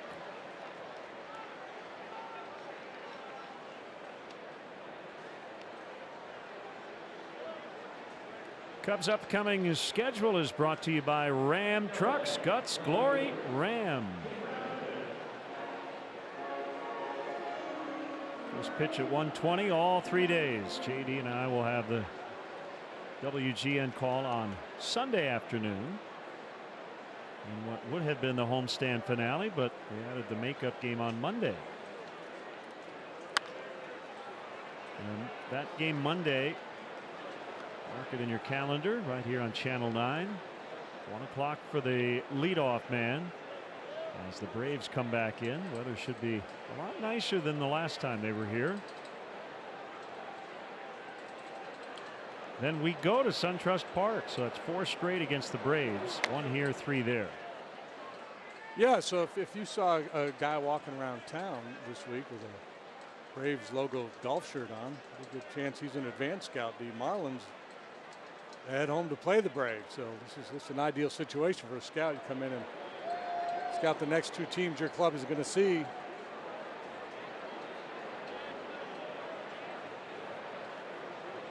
If he's got a radar gun in his pocket, you can be very assured that he's likely a scout.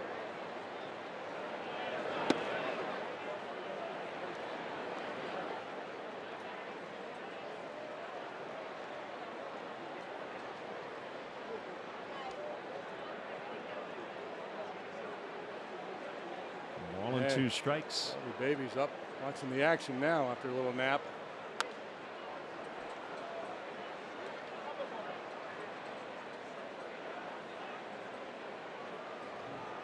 Looking for the vendor.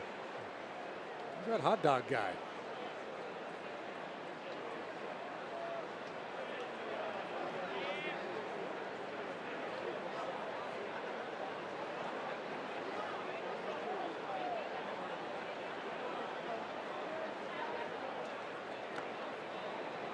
Held. Curveball in the dirt. Yeah, I would have to say, you know, when the Cubs got this huge lead, we were thinking maybe the Marlins would get a little sloppy with their bats, start swinging for the fences. They're pretty disciplined here. They're making Quintana work.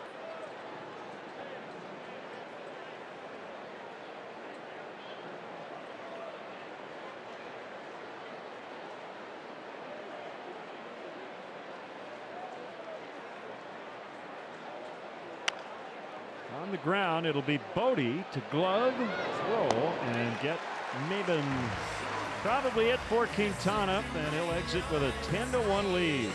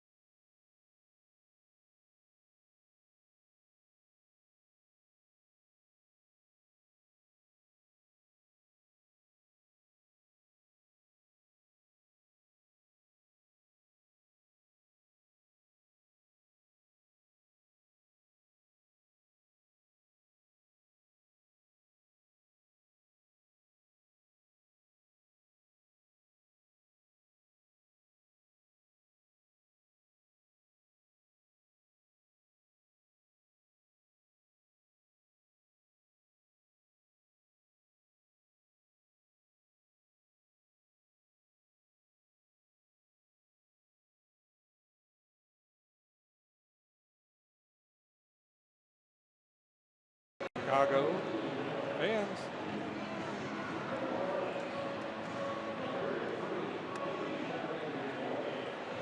J.B. Shuck playing left field.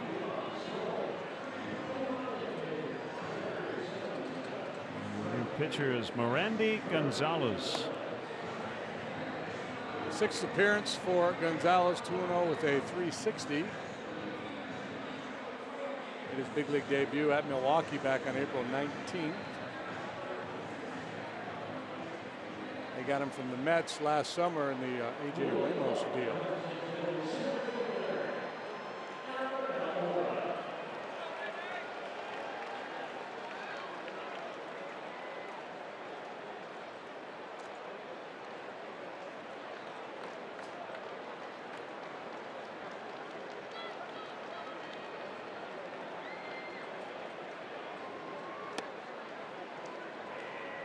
Get over hook. There was a fastball, curveball, and a changeup. One of those 98-mile-per-hour guys, but 3-pitch mix, good velocity, not great. Well, he's 96. It's above and beyond the scouting report I had.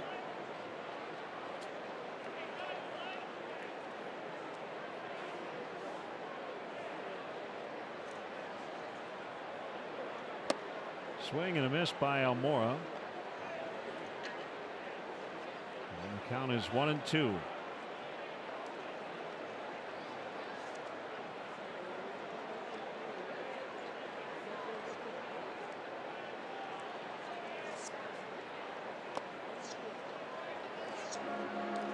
No, Don Mattingly's the manager of the Marlins. He is.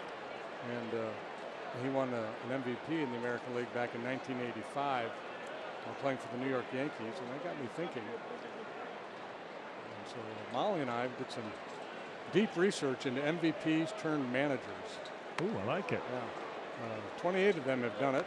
Really? Yep. Including, and here's the trivia question, one of many we could create out of this detailed information we dug up. 4 Cubs have won MVP awards and gone on to manage in the big leagues. That is, won an MVP award as a Cub. Walloped into center, Almora.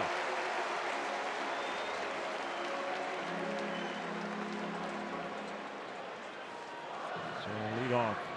Base hit. Watch every out-of-market regular season game live at home, in the office, or on the go with MLB.tv. Your subscription includes MLB at Bat Premium, allowing you to watch live baseball on your favorite supported devices. Blackout and other restrictions apply. Visit MLB.tv for details. So won an MVP as a Cub and later managed. That's a good one. 3 of these fine gentlemen managed the Cubs. 1 managed elsewhere. Okay.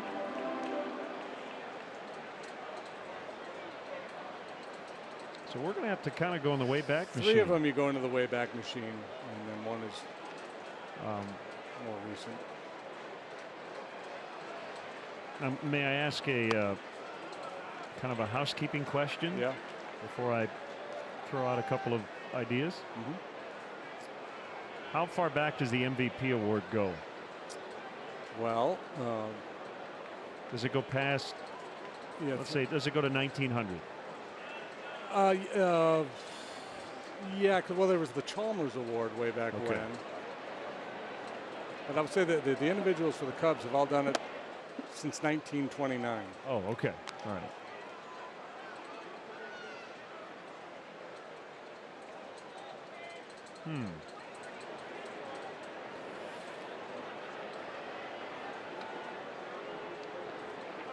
It's kind of, how many Hall of Famers? It's kind of sneaky because all these guys, you think of them much more as players than managers. There's some Hall of Famers in there, right? Yeah. Rogers Hornsby? Yes, sir. Okay. In 1929, he was an MVP. Interestingly enough, Hornsby won MVPs with the Cubs and the Cardinals and managed both those clubs. Of course, back in the day, there was a lot of player managers. Phil Cavaretta? Phil Cavaretta. All right, I've got 2 of them.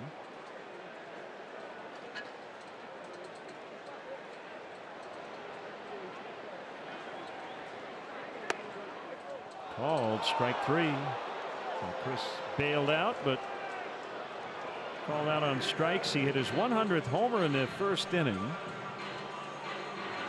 So starting their major league career as a Cub, Chris Bryant did it faster than anybody, including Banks, Williams, Santo. And Gabby Hartnett's on your list. Okay, that's 3. And the other guy managed somebody else? Yes. Okay. Ooh. You're going to groan. But won an MVP as a Cub. Yeah. I'm going to groan? Yeah. Really? Yeah. Okay. Because you're going too far back now. Now I got to kind of forgetting about the managerial stint. Modern day. Well, this is good. Popped up by Baez. I might need another inning. Ooh, caught. good Nice play by Holiday. All right, if you want to help us out, you know where to find us on Twitter. A former Cubs MVP who later became a big league manager. When it hits, Cubs. I know I'm going to say yeah, it. You are big time. Yeah. All right. I'm on the spot. It's hard to think when you're on the spot. I know exactly what you're going through. I feel your pain. It's not Hawk. No. Oh, Rhino. Yes, Jeez. there you go. Oh, man. Ryan Sandberg. That's a great question. Yeah.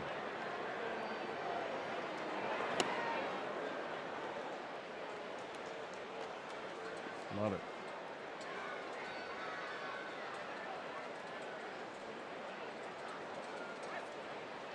the other guy I was thinking, but he was beyond the 20s. And the way back machine was Frank Chance. Yeah. That's why I asked about the MVP. That's a fair ball. Rizzo's done it again. And he's on his way to second base. He could keep running for the triple, but he's not going to in a blowout. It's 11-1. He's knocked in 5 today with 3 extra base hits. Now the big fella's back in a big way. What a day for Anthony.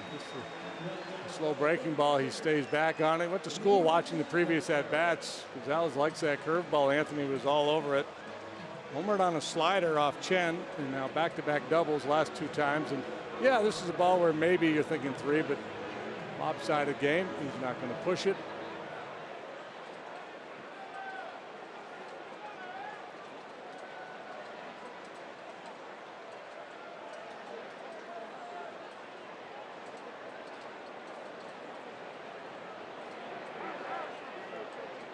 All right, so what were the answers again? Hornsby, Hartnett, Cavaretta, Sandberg. and Sandberg.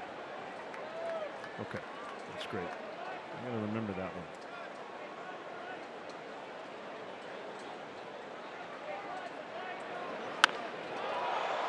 Center field and deep. And off the wall. Rizzo home. Contreras has a double. 12-1.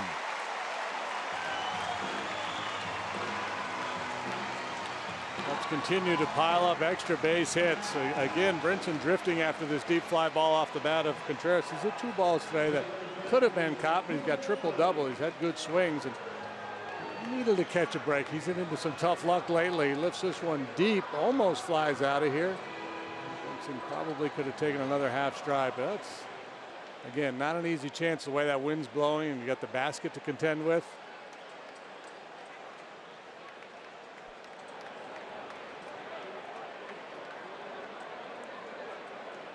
Bodie knocked in a run with a sac fly in the 3rd.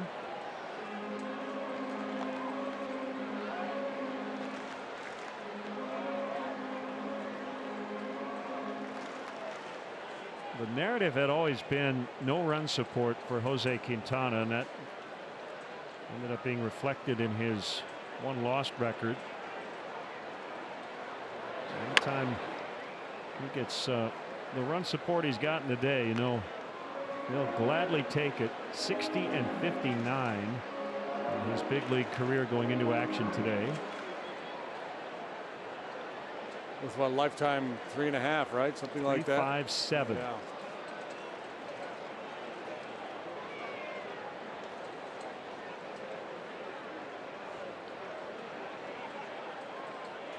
So he will not pitch against the White Sox this weekend.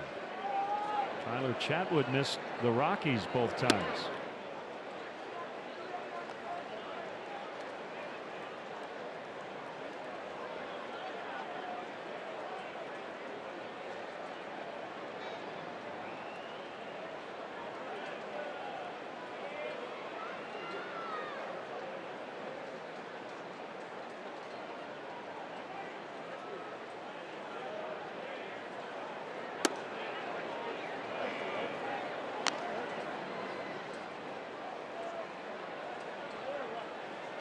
Is Don Baylor another of the 28 on that list? Yep. Okay.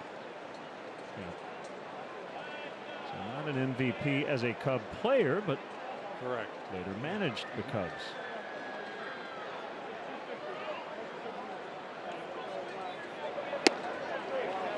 Called strike 3. Tough AP there. Yep. Cubs add 2 more. 12-1 after 6.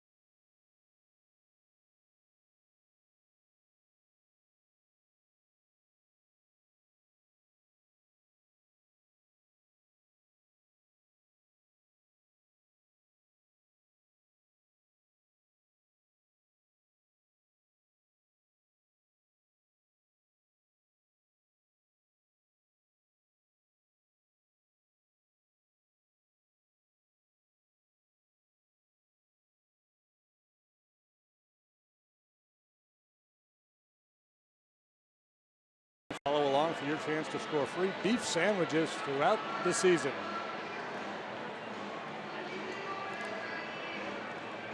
To see Mark Zagunis back in the big leagues.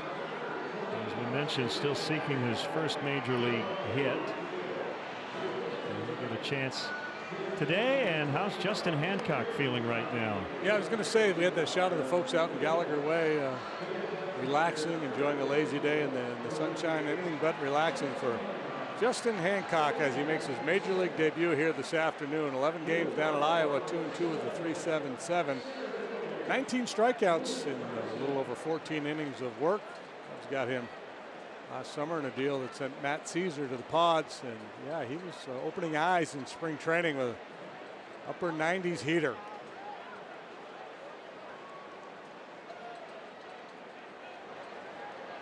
So here's his first major league offer to Lewis Brinson. And it is a strike, and Contreras will toss that ball out of play. 96 miles an hour. Lives in Terre Haute. He went to school at Lincoln Trail Community College in Robinson, Illinois. Hometown Defiance, Ohio. And I love it. Was only Joe can say it, right? He said in spring training, and he told him, Justin, you have the best stuff of someone I've never heard of. Yeah, you know, he's 27. And this is his major league debut, and yet he can throw upwards of 100 miles per hour. So you wonder how, you know, it took him so long, right? But everybody develops at a different pace. But his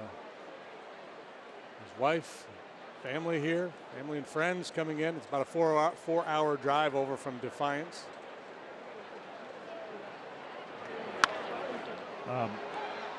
The one thing when you look at his minor league stats, he's given up 28 home runs in his career, 534 in a third inning. So that's a good thing. He's never allowed more than 9 home runs in a season now. A lot of his career as a reliever. Swing and a miss. So Contreras will throw this ball out of play. A couple of souvenirs for Hancock in his big league debut.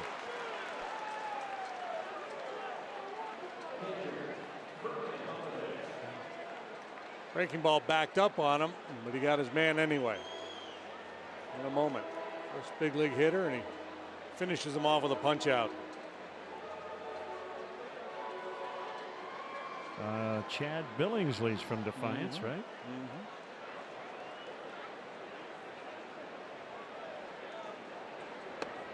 Yeah, John Neese, another one. In Joe's office earlier today when Justin reported for duty, so to speak, and to paraphrase, Joe said, hey, just be nasty like you were in spring training. Go out there and have some fun. 2 quick ones to Brian Holiday.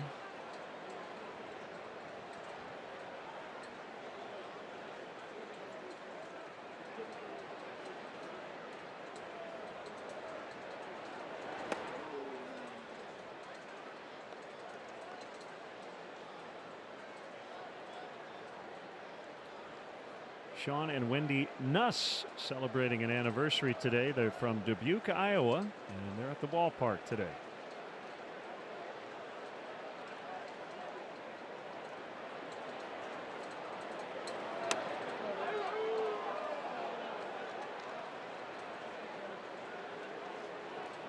We believe that's Justin's family. Yeah. Got the cell phones at the ready, and they're wearing Hancock jerseys. Done some great reconnaissance work there. Shallow right, and Zagunis will make the play.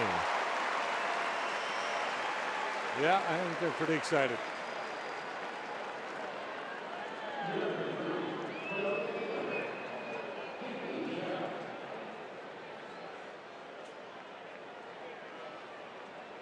He could be the Hancock Tower if he has a lot of success here. 6'4", you know, 6'8" would play better, but nickname somebody the Tower.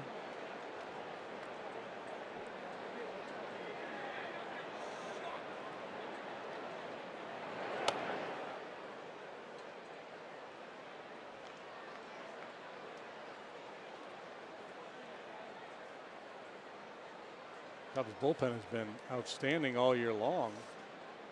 A couple hiccups in St. Louis this past weekend, but it's going to happen every now and then. It'd be frustrating for guys down at AAA when the positions that you might challenge for are performing at a high level. You think, man, I've got no shot to get up there. No secret, AAA players sometimes root for big league players to fail. It's just the nature of this business.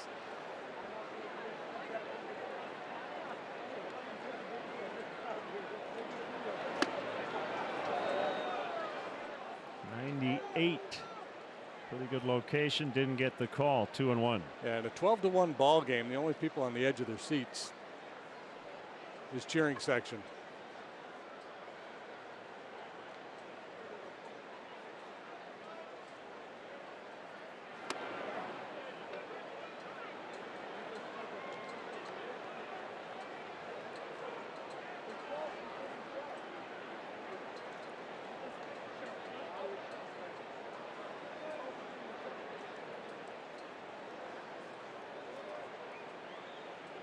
J.B. Shuck. And a 3-1 count. And fouls it off.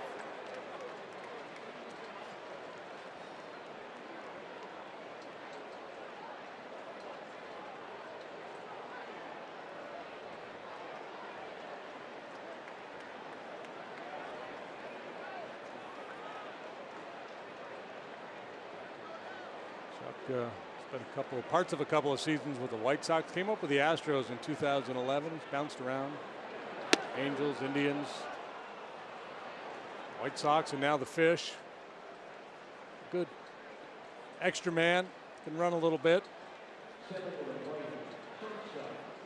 time I hear his name, I think of what about Bob? Faye, is this corn hand Shuck? There's Rojas.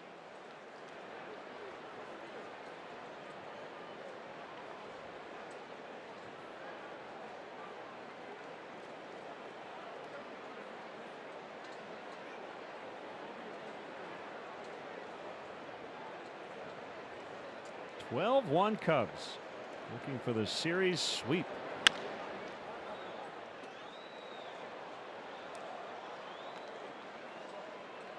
Hancock, a 9th round pick out of Lincoln Trail Community College. He's headed to Indiana State and then opted to sign with the Pods.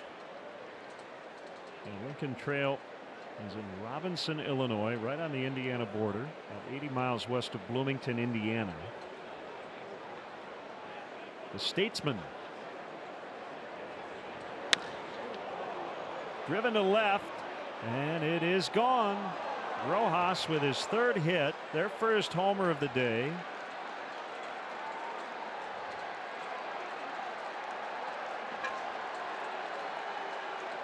That sours the proceedings a little bit. Hancock, who got off to a good start with 2 quick outs, gives up his first major league home run. And again, Rojas, that's his 5th.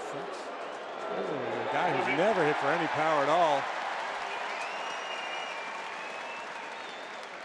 Ball's down, but moving in on him. So 12-3 ball game. And the batter is Prado.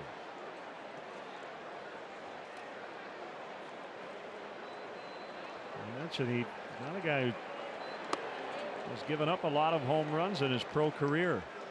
This is a different league, and this is a different day.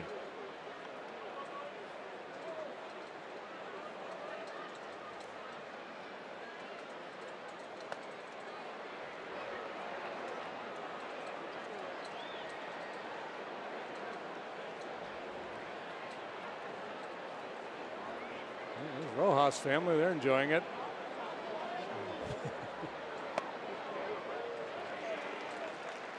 It's a popular spot, popular trip for families of visiting teams to come to Chicago.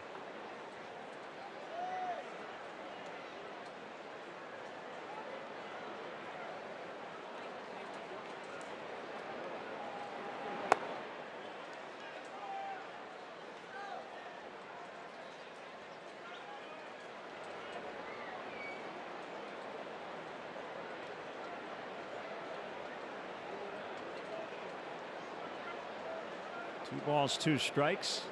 Hancock working from the stretch exclusively. Swing and a miss. So 2 strikeouts in his big league debut. And it's time for the 7th inning stretch. It's brought to you by Budweiser. This Bud's for you. All right. Let me hear you. Good and loud. On 1, on 2, on 3. Take me out to the ball game. Take me out to the crowd. Buy me some peanuts and Cracker Jack. I don't care if I ever get back. Oh, it's root for the Cubbies. If they don't win, it's a shame. For it's 1, 2, 3 strikes, you're out at the old ball game.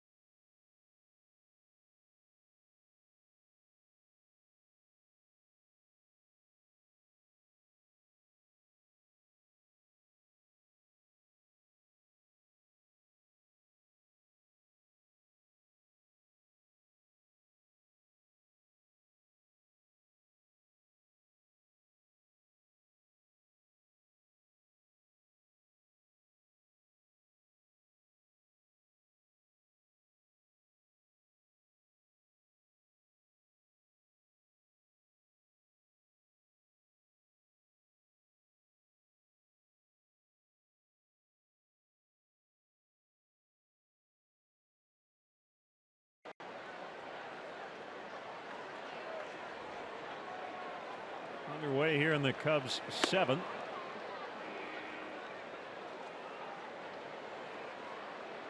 Ian Happ the batter. 12-3 Cubs. I believe it's 1-1. They've got 0-1 on the board. It's low.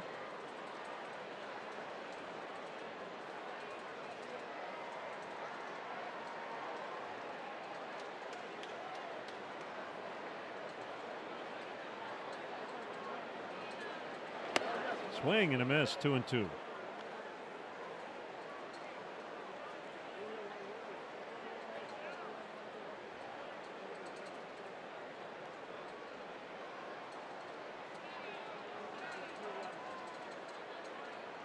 Randy Gonzalez strikes him out.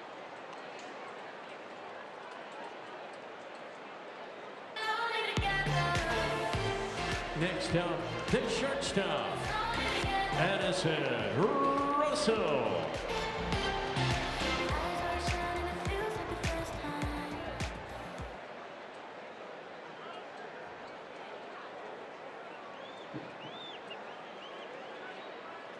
Russell a double, a 2-run homer, a walk, and scored twice. Little by little, his numbers getting better. Batting average creeping up, as well as the on-base slugging not where you expect it yet.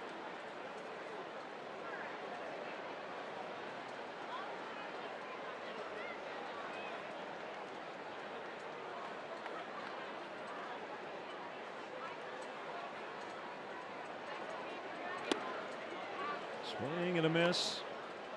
1-2. The Pirates just put up 4 runs in the 9th and have grabbed a 6-5 lead at the White Sox.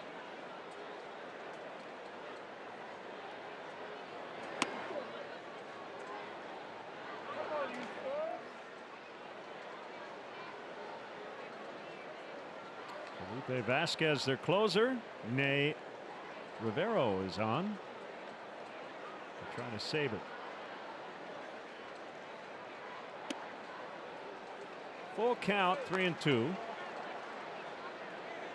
Changed his name when they were here at Wrigley, right? Yeah.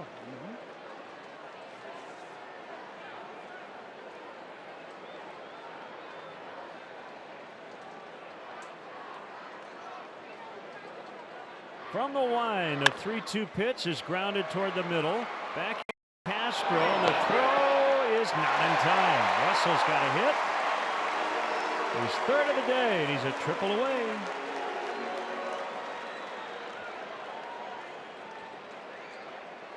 I don't know if he'll get another chance, but maybe. It's a really nice play by Castro. Initially, I thought there's no way they were going to get him. It made it pretty close, though. You see the late lunge for the bag by Russell.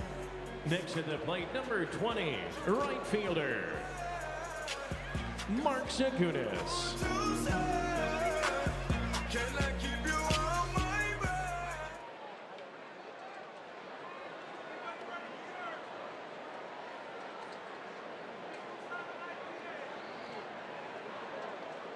Zagunis 0 for 14 last year in the big leagues.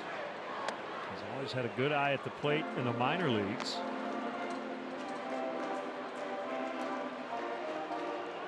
Weren't we in Miami last year when he got called up? Well, at least played there. Could be.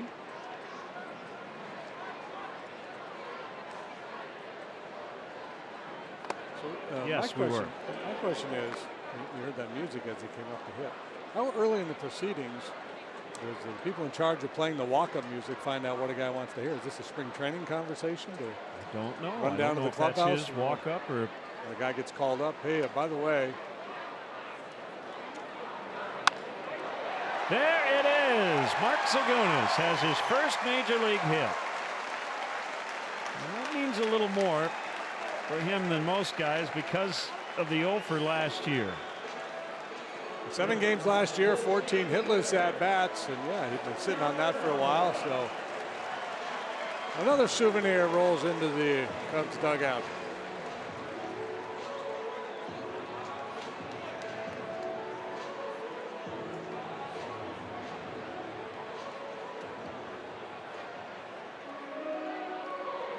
From the Northeast, from New Jersey. Played his college ball at Virginia Tech.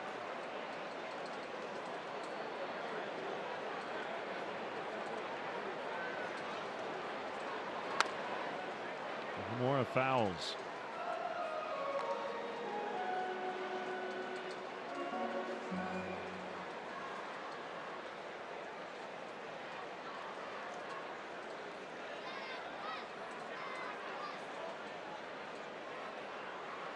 This one has felt like it's all over but the shouting for quite some time as the Cubs grabbed a 9-0 lead in the third inning.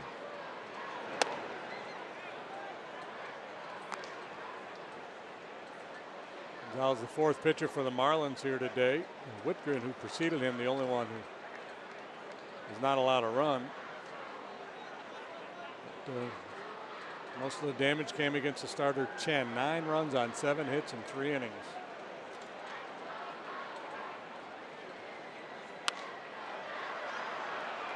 Air ball left center. Shuck racing over, and the dive, he can't get it. Well, that looked like it was Brinson's ball. And Shuck might be hurt.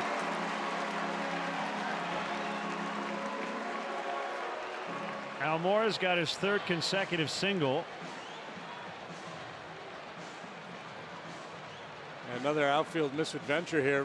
Brinson, you know, a couple of misplays earlier in the game, you just get the sense that he was playing a little tentative. Well, a bad read to begin with. You see he retreated a step or two and then doesn't really sell out in pursuing that ball. Shuck does, but can't come up with it.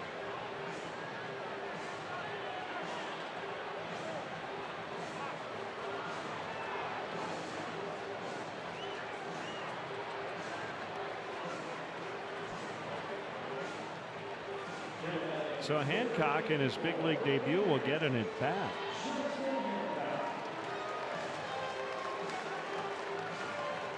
And it'll come with the bases loaded.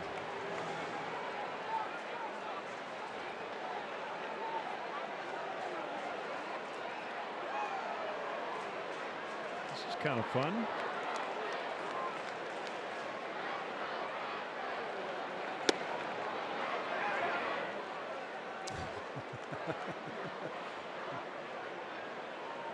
He's not a good batter. He's not a good batter.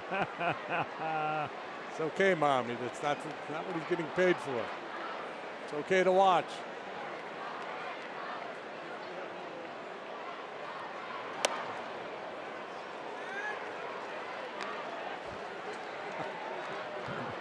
That's good stuff. 1 for 15 with 10 strikeouts in his minor league career.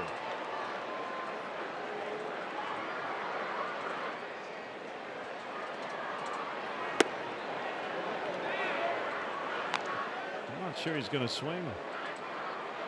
I think up 9 runs. He's probably got the green light to swing.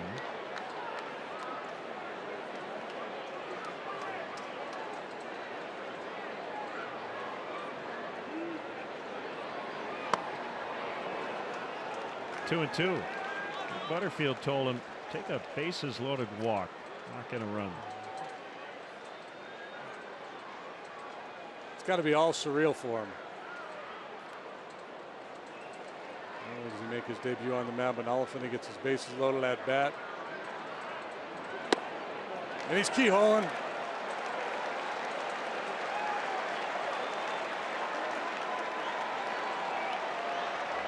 I'd say step out, take a couple practice swings, look menacing. I think she's saying don't swing. It's kind of like the Little League mom.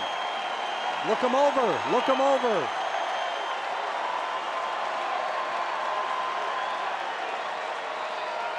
Get a knock, please. No, that ball's outside. Oh. Wow. Sure looked like it was. Oh my. Come on, Ted. Yeah, that was a ball. That was not even close.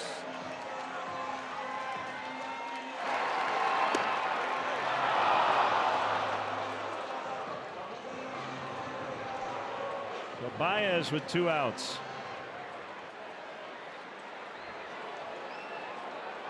Ted wasn't feeling the moment like we were.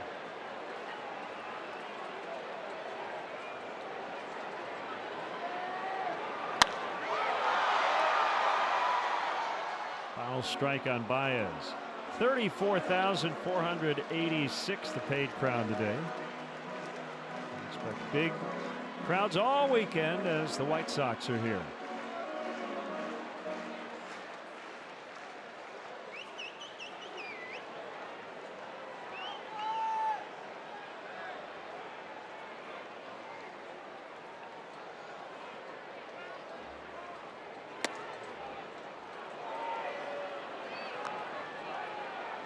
I think Ted's in let's go home mode.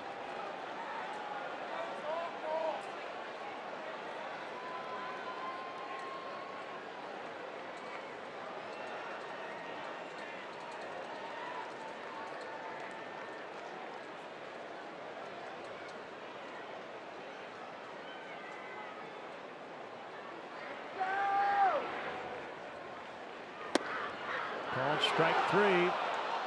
So Gonzalez was getting that pitch off the edge and exploited it.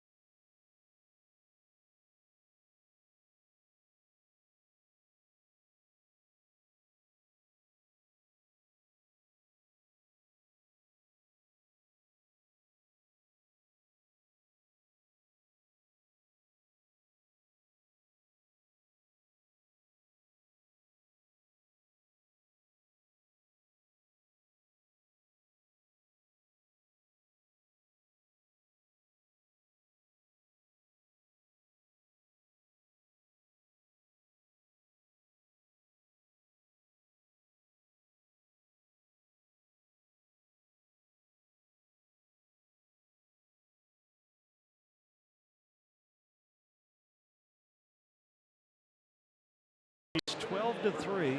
Big offensive afternoon with the wind blowing out. They scored 14 runs Monday in a blowout win. Had to come back in a 4-3 victory last night. Justin Hancock still in there. Big league debut. 2 runs in his first inning of work. Now faces Starlin Castro, and the first pitch is a top of the zone strike. Yeah, Ted Barrett is definitely hunting strikes right now.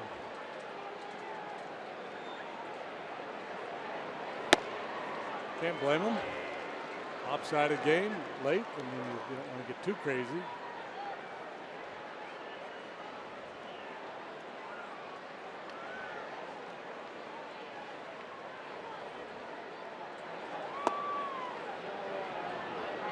Back in the day, would umpires kind of in these types of games say, better swing the bat, boys? Well, Doug Harvey famously would, especially like the end of the year. I think normally they would just send the message by some of the pitches they would start to call. Almora, and it'll be Albert in front of Zagunis for the out. And I've heard a couple of anecdotes surrounding Doug, and his nickname was God when he was umpiring. Wonderful gentleman. And when I was with the Astros one year, we had a rookie making a start. I think it was the last day of the year, Randy Ennis against the Reds. And after he got his warm-up pitches, Doug walked out to the mound and tossed him the ball before his half of the inning started. And he said, "Work with me, son. We'll get through this." And first pitch was about 6 inches outside. Strike one. And Randy ended up, he might have pitched a 2-hitter that day.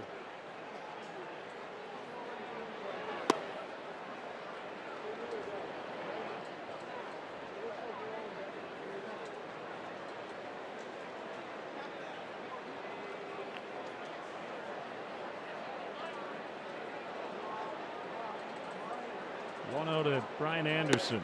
Swing and a miss. Slider there, really finished that one.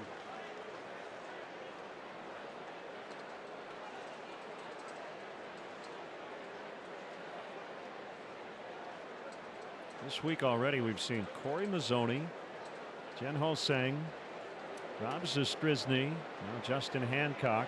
So that AAA depth matters a lot more than it feels like in spring training, as Zagunis had to battle the elements, and that's the second out. Let's step aside and see what's coming up on WGN.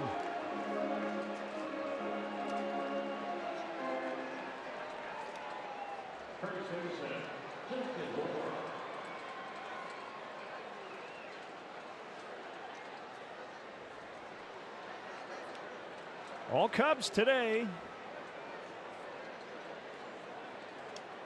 Trying to get within a game of the lead in the division. Brewers lost today. Cardinals are off.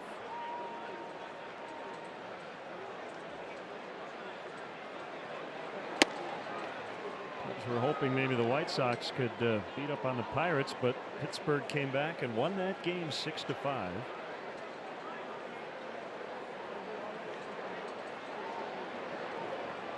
White Sox are 3-15 now at home.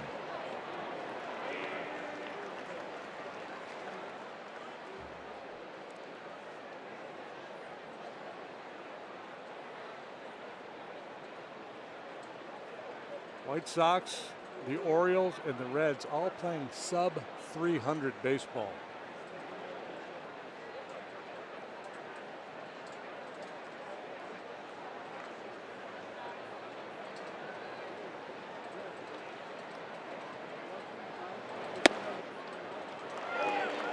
Interesting, you know, the narrative coming into the season, there was talk about all these, it was going to be the year of the great teams. There was a handful of teams that were really going to dominate, win 100+ games perhaps.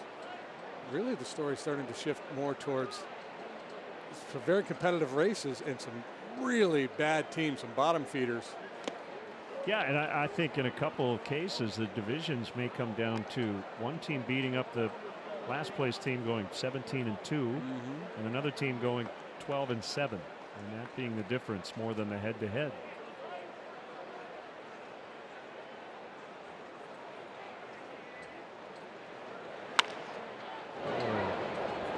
foul. Now 4-team race in our division with the Reds 12 games out entering play today. Everybody else within a game and a half of the top spot. Similar story in the NL East. Atlanta, Philly, Washington, and the Mets. Just 2 games separating that group.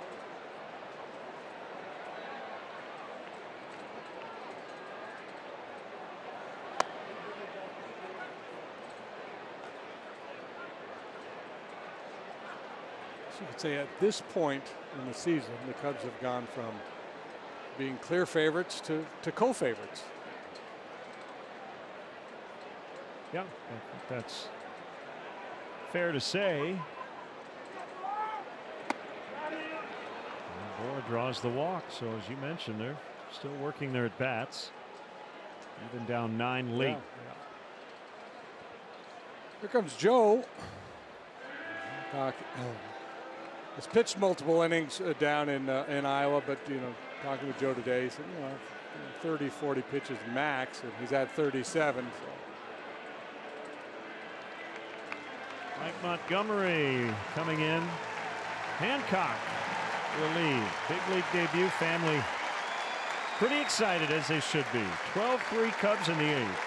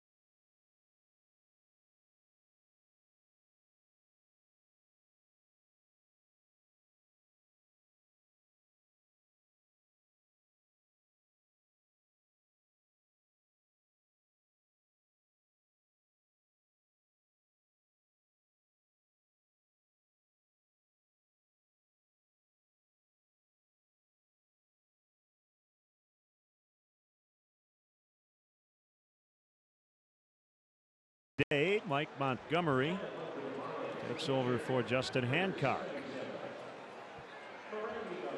Monty works for the 12th time, 0-1 with a 4.41 earned run average.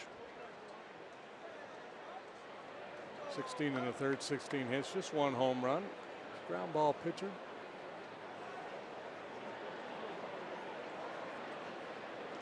Facing Randy Gonzalez, the pitcher.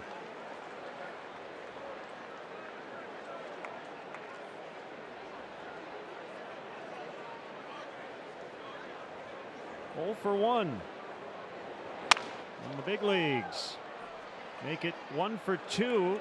So he's got his first major league hit.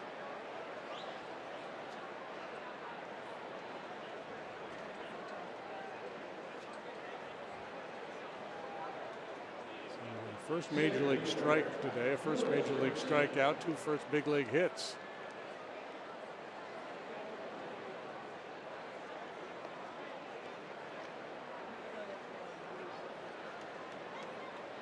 At number 7 for the Marlins today, the Cubs have 15 and a lot of extra base hits.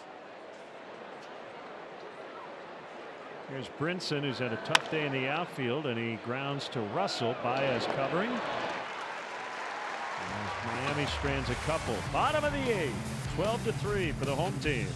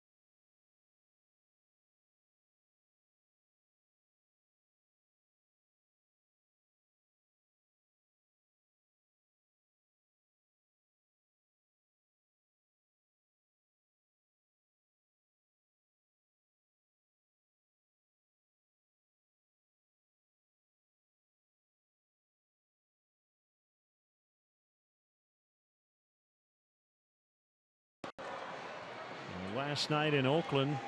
A very emotional return to the A's lineup for Stephen Piscotty after his mom Gretchen passed away after battling ALS. Remember, he was traded from the Cardinals to the A's in part to be close to his mom, and ends up with a base hit. Got a great ovation not only from the crowd but the Astros as well.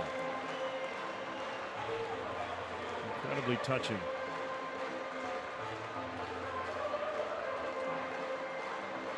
Anthony Rizzo will lead it off. What a day he's had. A homer, 2 doubles, and 5 RBIs.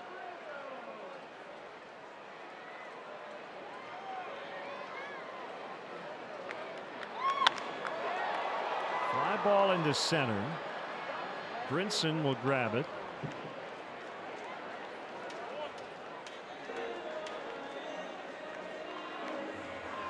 So 1 out, and here's Contreras, who has tripled and doubled and gone 2 for 4.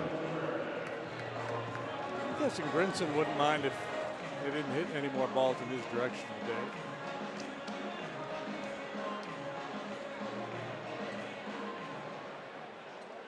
A couple of balls that were not caught. Looming pretty large in terms of Chen's performance. The Brinson ball, and then Anderson and right. A couple of extra base hits for the Cubs. So that's where the fielding percentage doesn't always show up. Not easy plays by any stretch, but the kinds of plays that can bail a pitcher out of a tough inning. So when you're taking away extra base hits as opposed to just singles. Yeah, I would say the plays we're referencing, plays that maybe should not have been made, but certainly could have been made. Makes any sense? Line to right. Anderson will leave his feet. It gets past him. Let's see how far Contreras can go. He's got his second triple today.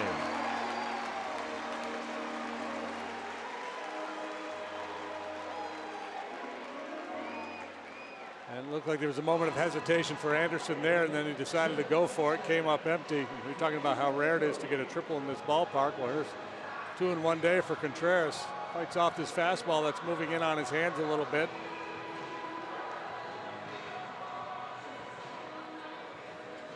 When you're going towards the line in the corner like that and leave your feet, there's nobody there to bail you out. There's no help. Nobody's going to be backing you up there.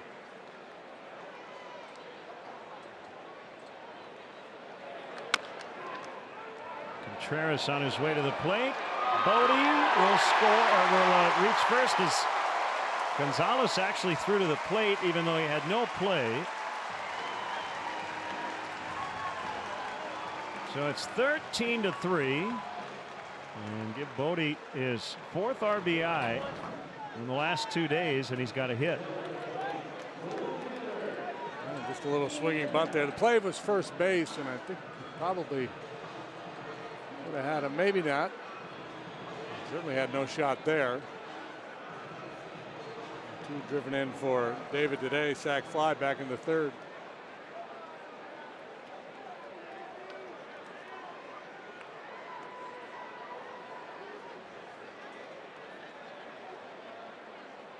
Ian Happ with 1 out, a man on, and a 13-3 lead. Yeah, Ian the only one not on the hit board here today. He has walked and scored.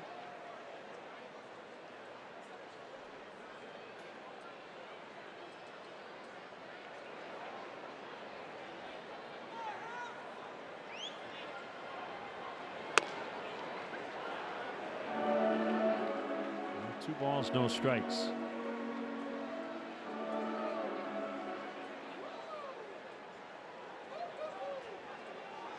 Gary Pressey playing Happy in the Wrigley Field organ.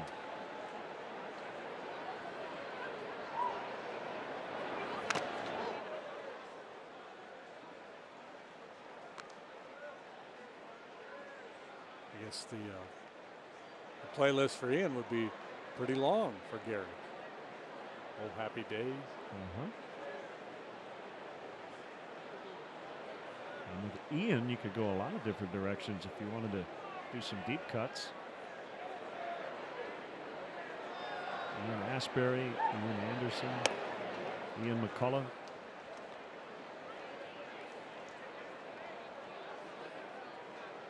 I don't have that kind of Ian depth.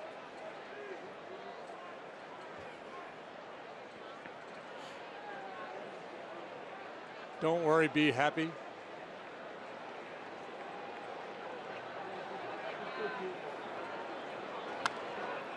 Fouled off. You know Ian Anderson, right? Jethro Tull. Oh, okay.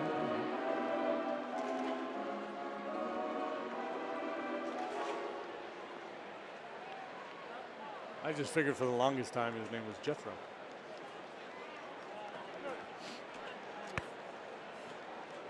Hey, that's a good note. How about that? Steve Swisher, the previous Cubs catcher with a 2 triple performance back in 1976 when they were wearing the polyester pullovers. James Paxton with a 3rd no-hitter in the Major League season. Pretty cool. Did it in his native Canada. It's been an eventful year for James. The eagle landed on him as he was warming up. Well, there you go. Maybe that's, you know, Good luck. You know, the players are superstitious. Everybody's going to want an eagle to land on him now.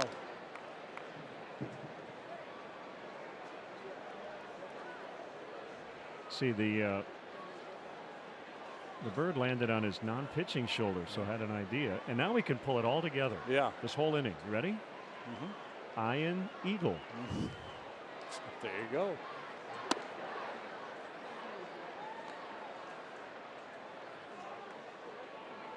Pitchers are going to be roaming around rocky outcroppings with the dead rodents on their shoulder, hoping they can get an eagle to land on them.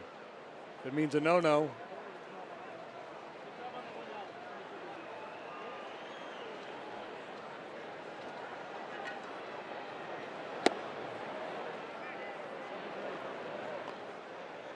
Two and one on Russell. He's been perfect today. Double, home run, walk, single.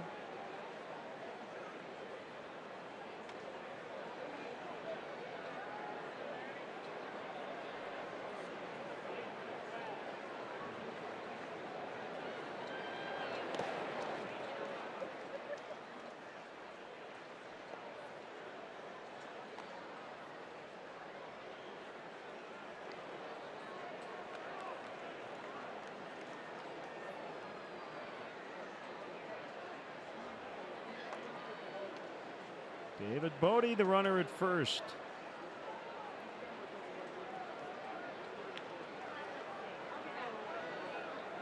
A 3-1 to Russell. Ball 4. He continues his perfect afternoon.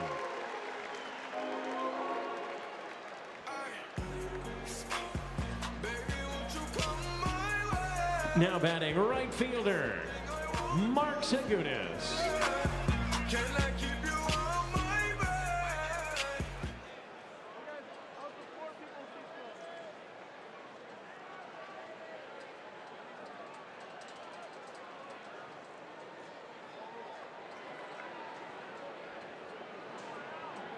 Got that first hit out of the way. How about a big fly? Ambitious swing at 93. Mark hit 3 home runs down at Iowa so far this year. Strong guy, but he's been more of a high average on base guy than a slugger throughout his minor league career.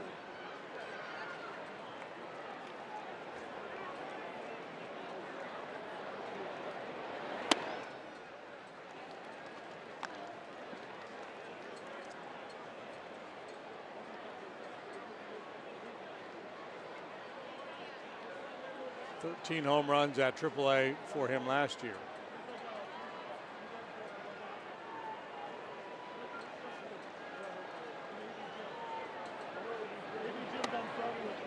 I'm not saying I would do it, but I might ponder retiring with those numbers. Slash line of 1,000, 1,000, and 1,000. Had a big year in 2018.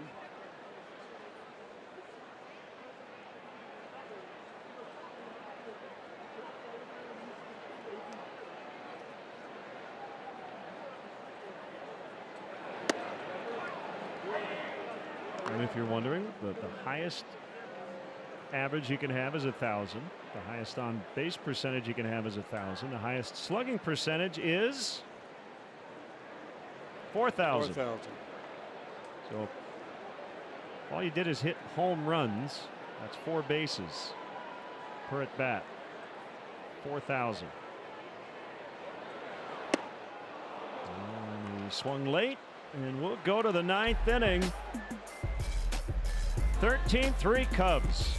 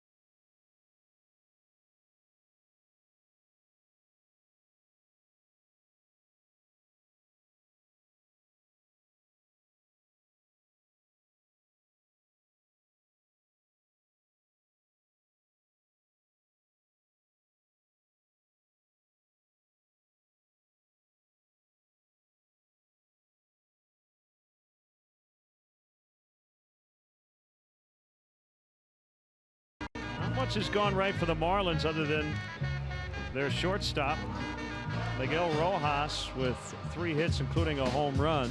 But Rizzo, a bust-out day. Chris Bryant, his 100th career homer and probably a game winner in the first inning. And Addison Russell 5 times on. Tommy La Stella comes in. He plays second base here on the 9th for Baez.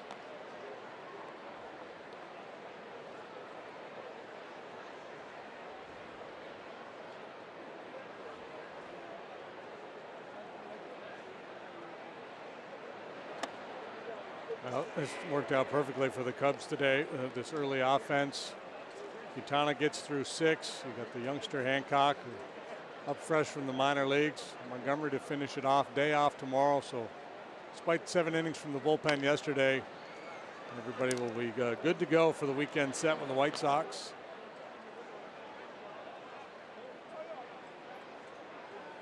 One of the things you have to really like about Brandon Morrow, he is very aggressive. A lot of his outings are boom, boom, boom. You know, on the attack. Doesn't use that many pitches.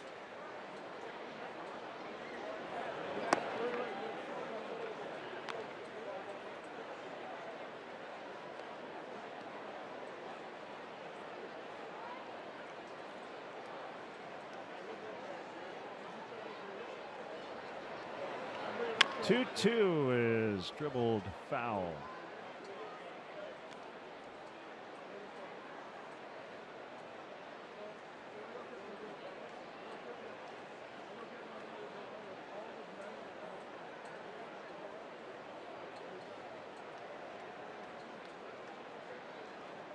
I don't have all the details, but the Mets batted out of order today.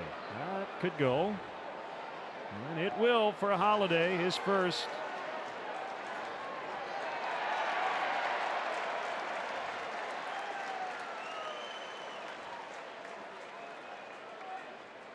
So 13-4.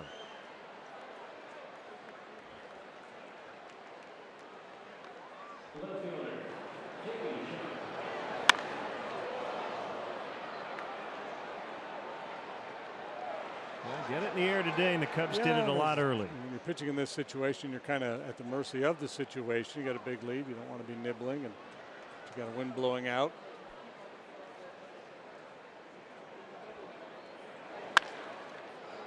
Sharply hit. LaStella, though, will field it, and the throw beats Shuck. 1 out.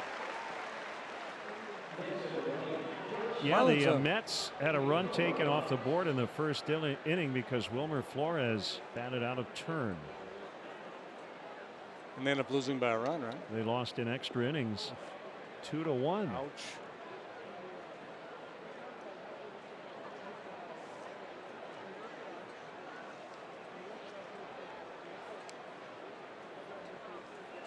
So the lineup card the umpires received had Asdrubal Cabrera second and Flores third, but posted on the dugout it had them flip-flopped.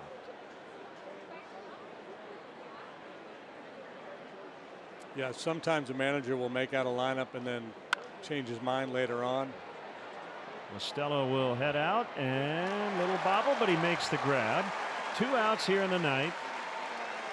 It may be, and then whoever, a lot of times it'll be the bench coach or somebody else that'll put the lineup card together from the manager, and then there's a protocol where several people shuffle, tend to look at it to make sure there are no mistakes. It happens, I don't know, once a year or so. You kind of hear it. Prado with 2 outs, nobody on. 9th inning. Here's the pitch by Montgomery. It's low. Nope, it's a strike. Not bad. Marlins with 8 hits today, exactly 1 in every inning except the 6th. Swing and a miss.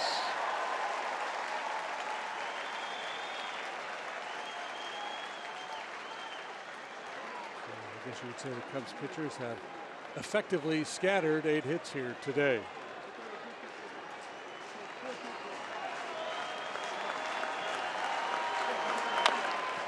Bounce toward first. Montgomery will pick it up. He applies the tag. Cubs win.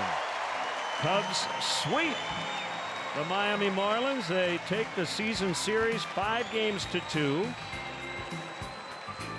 and put up some big offensive numbers in the series overall after really scuffling during the 5-game skid. Yeah, a real nice tonic, getting swept, especially the way they lost those final 2 games in St. Louis, the walk-offs. Come back home here, face this Marlins club, and take care of business, get the sweep. And now they'll move into an off day tomorrow before dealing with the White Sox over the weekend. What a day for the hitters, man.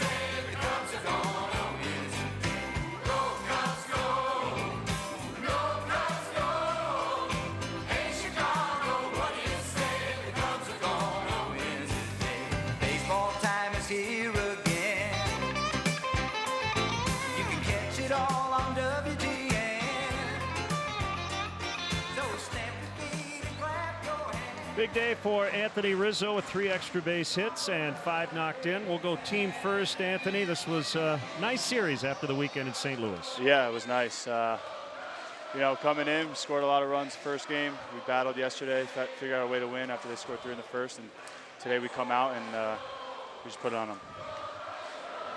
Yeah, well, obviously, it's been a frustrating go for you until the last week or so. Obviously, seeing the ball well now, feeling good. Has it been mechanical, mental? What's the adjustment? It depends how you look at it. I have fun in the clubhouse. We have fun on the field, so you just got to play baseball, and good things happen. You keep playing, keep grinding, and it's a game of it's a game of 700 at bats, not 60 or 70. Yeah, and you've got a track record, so you know how this game goes, but it's still no fun to struggle. No, it's not. It's not. It's all the advice you get is it's easy, just have fun. But until you have a couple good games, and been saying once I get over that Mendoza line, you'll see me really relax. You're over, man. You're off the interstate. Yeah, You're I'm on off a roll. the interstate. Yeah. I bought a bunch of Rizzo stock this morning, so I'm feeling good. Double my pace in doubles today, so we're in the right direction. You got your big cook-off for cancer tonight. You raise a lot of money, and it's wonderful. And look, you're going to have fun tonight no matter what, regardless of the result. But it is nice to go in there after a blowout win and a sweep, right? It is nice. It's nice for all the guys to be able to come, enjoy an off day tomorrow, enjoy the night tonight. We'll all be together and look to raise a lot of money tonight. Hey, can I give a quick plug because it's Mother's Day week for your mom, Lori, because I know she's so involved with your foundation. I ran into her the other night. I know she's your biggest fan, and we don't talk about our moms often enough. Yeah, and she's the best. And she's the backbone of our family, and I love you, Mom. I love you, Mom. You're the best. Sarah, my sister-in-law, she's the best too, mom of two. So happy Mother's Day to all the moms out there, in case I'm not on here through the weekend. All right, Anthony, have a great event tonight. Nice game today. All right, guys. Thanks, Thank you. Riz. That's Anthony Rizzo. As the W flag's been flying all week. Good start to the homestand. 13-4 the final.